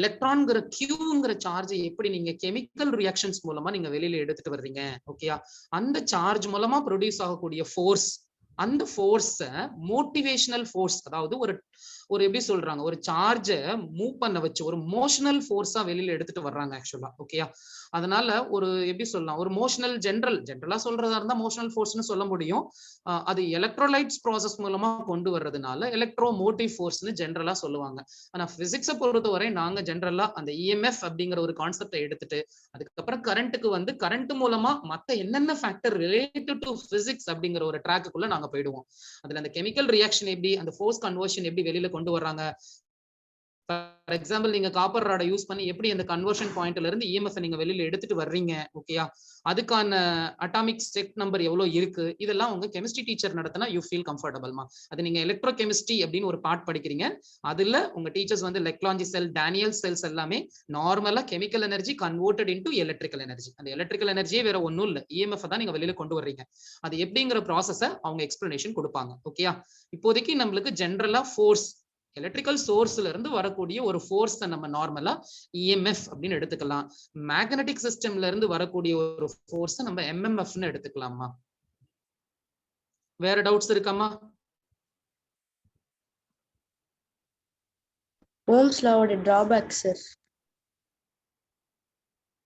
ஓம்ஸ் லா டிராபேக் வந்து நீங்க நிறைய நீங்க சொல்றீங்க மெட்டாலிக் கண்டக்டர்ஸ் நான் மெட்டாலிக்ல யூஸ் பண்ணக்கூடாது இதெல்லாம் சின்ன பிள்ளைங்களுக்கு கூட தெரியுமா ஒரு ஓம்ஸ் லா எக்ஸ்பெரிமெண்ட்டை நீ வெரிஃபை பண்றமா ஒரு இரும்பு எடுத்துக்கிற ஓகேயா ஒரு இரும்பை எடுத்துட்டு அதுக்குள்ள நீ கரண்ட்டை பாஸ் பண்ற நீ கரண்ட் அதிகமா கொடுக்க அந்த இரும்புக்கு அக்ராஸா பொட்டன்ஷியல் டிராப்பை நீ மெஷர் பண்ற ஒரு வோல்ட் மீட்டரை வச்சு நீ மெஷர் பண்ற சார் கரண்ட் அதிகமா உள்ள போகுது அம்மீட்டரை வச்சு நீ செக் பண்ற கரண்ட் அதிகம் உள்ள போக வோல்டேஜ் ரீடிங்கும் அதிகமா தான் ஆகும்மா அதுதான் ப்ராசஸ் ஆனா நான் கரண்ட் அதிகமா கொடுத்தாலும் வோல்டேஜ் எனக்கு அதிகமா போகல சார் வோல்டேஜ் டிக்ரீஸ் ஆகுதுன்னு ஒரு ஸ்டூடெண்ட் சொல்றான் அவன் ஏன்டா அப்படி சொல்றான்னு பார்த்தா லெபார்டரியில நான் போய் செக் பண்றேன், அவன் அந்த பர்டிகுலர் ஸ்டீல் ராடுக்கு கீழே ஒரு பர்னரை வச்சு பர்ன் பண்ணிட்டு இருக்கான். ஆக்சுவலா பர்னர் ஆன் பண்ணி விட்டுட்டான், அது பர்னர் ஹை ஸ்பீட்ல ஹீட்டை கொடுக்குறான். ஓகேயா, அந்த rod heating element, heating constant, ஓகேயா, அதை தாண்டி எக்ஸீட் ஆகி அதிக டெம்பரேச்சர்ல அது போயிட்டு இருக்கு. அப்புறம் எப்படிமா நீ ஓம்ஸ்ல வெரிஃபை பண்ண முடியும்? அவர் கிளியரா ஸ்டேட்மெண்ட் கொடுத்துட்டாரா, அட் கான்ஸ்டன்ட் டெம்பரேச்சர், ஒரே வேர்டு. ஸோ அதெல்லாம் கூட டிராபேக்கா எடுத்துக்கலாம். பட் அதெல்லாம் எப்படி சொல்றது, பிராக்டிக்கலான டிராபேக்ஸ். அதை வச்சு நியூமெரிக்கல் சைட்ல ஒன்றும் பெரிய ஒரு விஷயம்லாம் நடக்க போறது கிடையாது. நியூமெரிக்கல் சைட்ல அவரோட ரூலை எந்த இடத்துக்கிட்ட யூஸ் பண்ண முடியலன்னு ஒரு கொஸ்டின் மார்க் வந்து நிக்குது. ஏன்னா நம்ம என்ட்ரன்ஸை பொறுத்த வரையும் பயப்பிள்ளைங்க தேடி பார்த்தே போக மாட்டேன்றாங்களே, ஃபுல் அண்ட் ஃபுல் நியூமெரிக்கல்குள்ள தானே வராங்க. ஸோ அதனால அந்த நியூமெரிக்கல் பார்ட்டுக்கு வரும்போது அவரோட பர்டிகுலர் லாவை நீங்க ஒரு சில மேஜர் இடத்துல யூஸ் பண்ண முடியல. அப்ப நம்ம சர்க்கியூட்ல ஜென்ரலாவே மோர் தென் ஒன் சோர்ஸ் இருந்துச்சுனாவே நீங்க அவரோட ரூலை அங்க யூஸ் பண்ண முடியாது. அப்படி யூஸ் பண்ணாலும் பெட்டர் சொல்யூஷன் அதுல நம்ம எடுக்க முடியாது.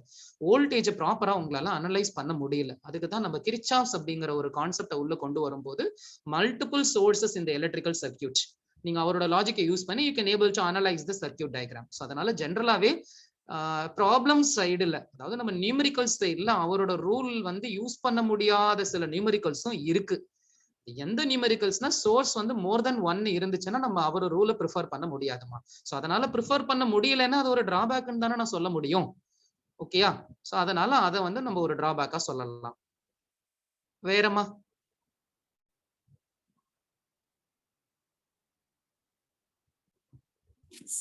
என்னடா அமைதியா இருக்கிறீங்க? வேற டவுட் இல்லையா? என்னடா ஆரம்பிக்கும் போது 101ல இருந்து இப்ப 82க்கு வந்துருச்சு. கிளாஸ் எல்லாம் வந்து ஒழுங்கா எண்டு வரைக்கும் லிசன் பண்ணுங்கம்மா, டிஸ்கனெக்ட் பண்ணிட்டு போகாதீங்க. ஓகேயா, பேரண்ட்ஸ் வந்து எனக்கு ஃபோர்ஸ் பண்ணி ஆன்லைன் சேர்த்து விட்டாங்க, எனக்கு நீட் கோச்சிங் எனக்கு நான் ஜாயின் பண்றேன் படிக்கிறேன், பேரண்ட்ஸ் கம்பல்ஷன் சார் அப்படியெல்லாம் நீங்க சொல்லாதீங்கம்மா. So this is the opportunity to learn the subject. நான் வேணாலும் சேலஞ்ச் பண்றேன், என்னோட சப்ஜெக்ட் நான் எடுத்துட்டு இருக்க மாதிரி can you able to show any one teachers class? Actually உங்களோட ஸ்கூல் டீச்சர்ஸ் யாரோட கிளாஸ் ஆகுது என்னோட மாடியூல் டிஸ்கிரிப்ஷன் மாதிரி யாராவது கொடுக்குறாங்களான்னு நான் சேலஞ்சே பண்ணுவேன். நிறைய டீச்சர்ஸ் ப்ரோக்ராம் நான் அட்டன் பண்ணிருக்கேன், அதுல ஹெட்டா நான் போயிருக்கேன். Most of the teachers in the matriculation school sir உங்களோட மாடியூல் டிஸ்கிரிப்ஷன் டோட்டலாவே டிஃப்ரெண்டா இருக்கு, நிறைய விஷயங்கள் நாங்க இந்த கண்டென்ட்டுக்குள்ள இருந்து தெரிஞ்சுக்கிறோம் அப்படின்றாங்க டீச்சர்ஸே.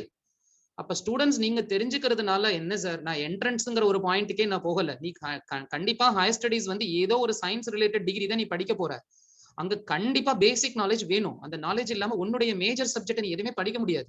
சோ அப்ப அங்க போய் நீ ஸ்ட்ரகிள் ஆக கண்டிப்பா அங்க no one will teach the basics. Higher ஸ்டடீஸ்ல ப்ரொஃபசர்ஸ்க்கெல்லாம் they not have the time to complete the portion. So அப்ப கண்டிப்பா நீ ஸ்ட்ரகிள் ஆக அங்கேயும் உன்னோட மார்க் அடி வாங்கும். அதனால so this is the platform you try to improve your skill, subject knowledge improve பண்ணு, மார்க் ஆட்டோமேட்டிக்கா வரும். ஓகே, இங்க நாலேஜே ரொம்ப வீக்கா இருக்கீங்க. அதனால சொல்ற விஷயங்களை கேளுங்க, புதுசா இருக்கும் நிறைய விஷயங்கள், அதை தெரிஞ்சுக்கங்க. அதுல என்னென்னலாம் டவுட் இருக்கோ அதை கேள்வி கிளாரிஃபை பண்ணிக்கங்க. ஓகேயா, ஒரு விஷயம் ஒரு கிளாஸ் அட்டன் பண்றோம்னா சம்திங் ஏதாவது கத்துக்கணும் அந்த கிளாஸ்ல. அது மாதிரி கொஞ்சம் இன்ட்ரெஸ்டா கிளாஸ் அட்டன் பண்றதுக்கு ட்ரை பண்ணுங்க. சும்மா ஏனோ தானான்னு ஒரு இதுக்கு ஏதோ ஒரு நேம் ஷேக் அட்டன் பண்றதுனால யூ ஆர் த லூசர். ஓகேயா, சோ அதனால கொஞ்சம் கிளாஸ் எல்லாம் அட்டன் பண்றீங்கன்னா டில் எண்ட் வரைக்கும் ஒழுங்கா அட்டன் பண்ணுங்கம்மா. ஓகே சரி, we'll see in the next class ma. Next class நான் உங்களுக்கு இதுக்கான ப்ராப்ளம்ஸ் எல்லாமே நான் சால்வ் பண்ணிடுறேன் மா. Okay sir.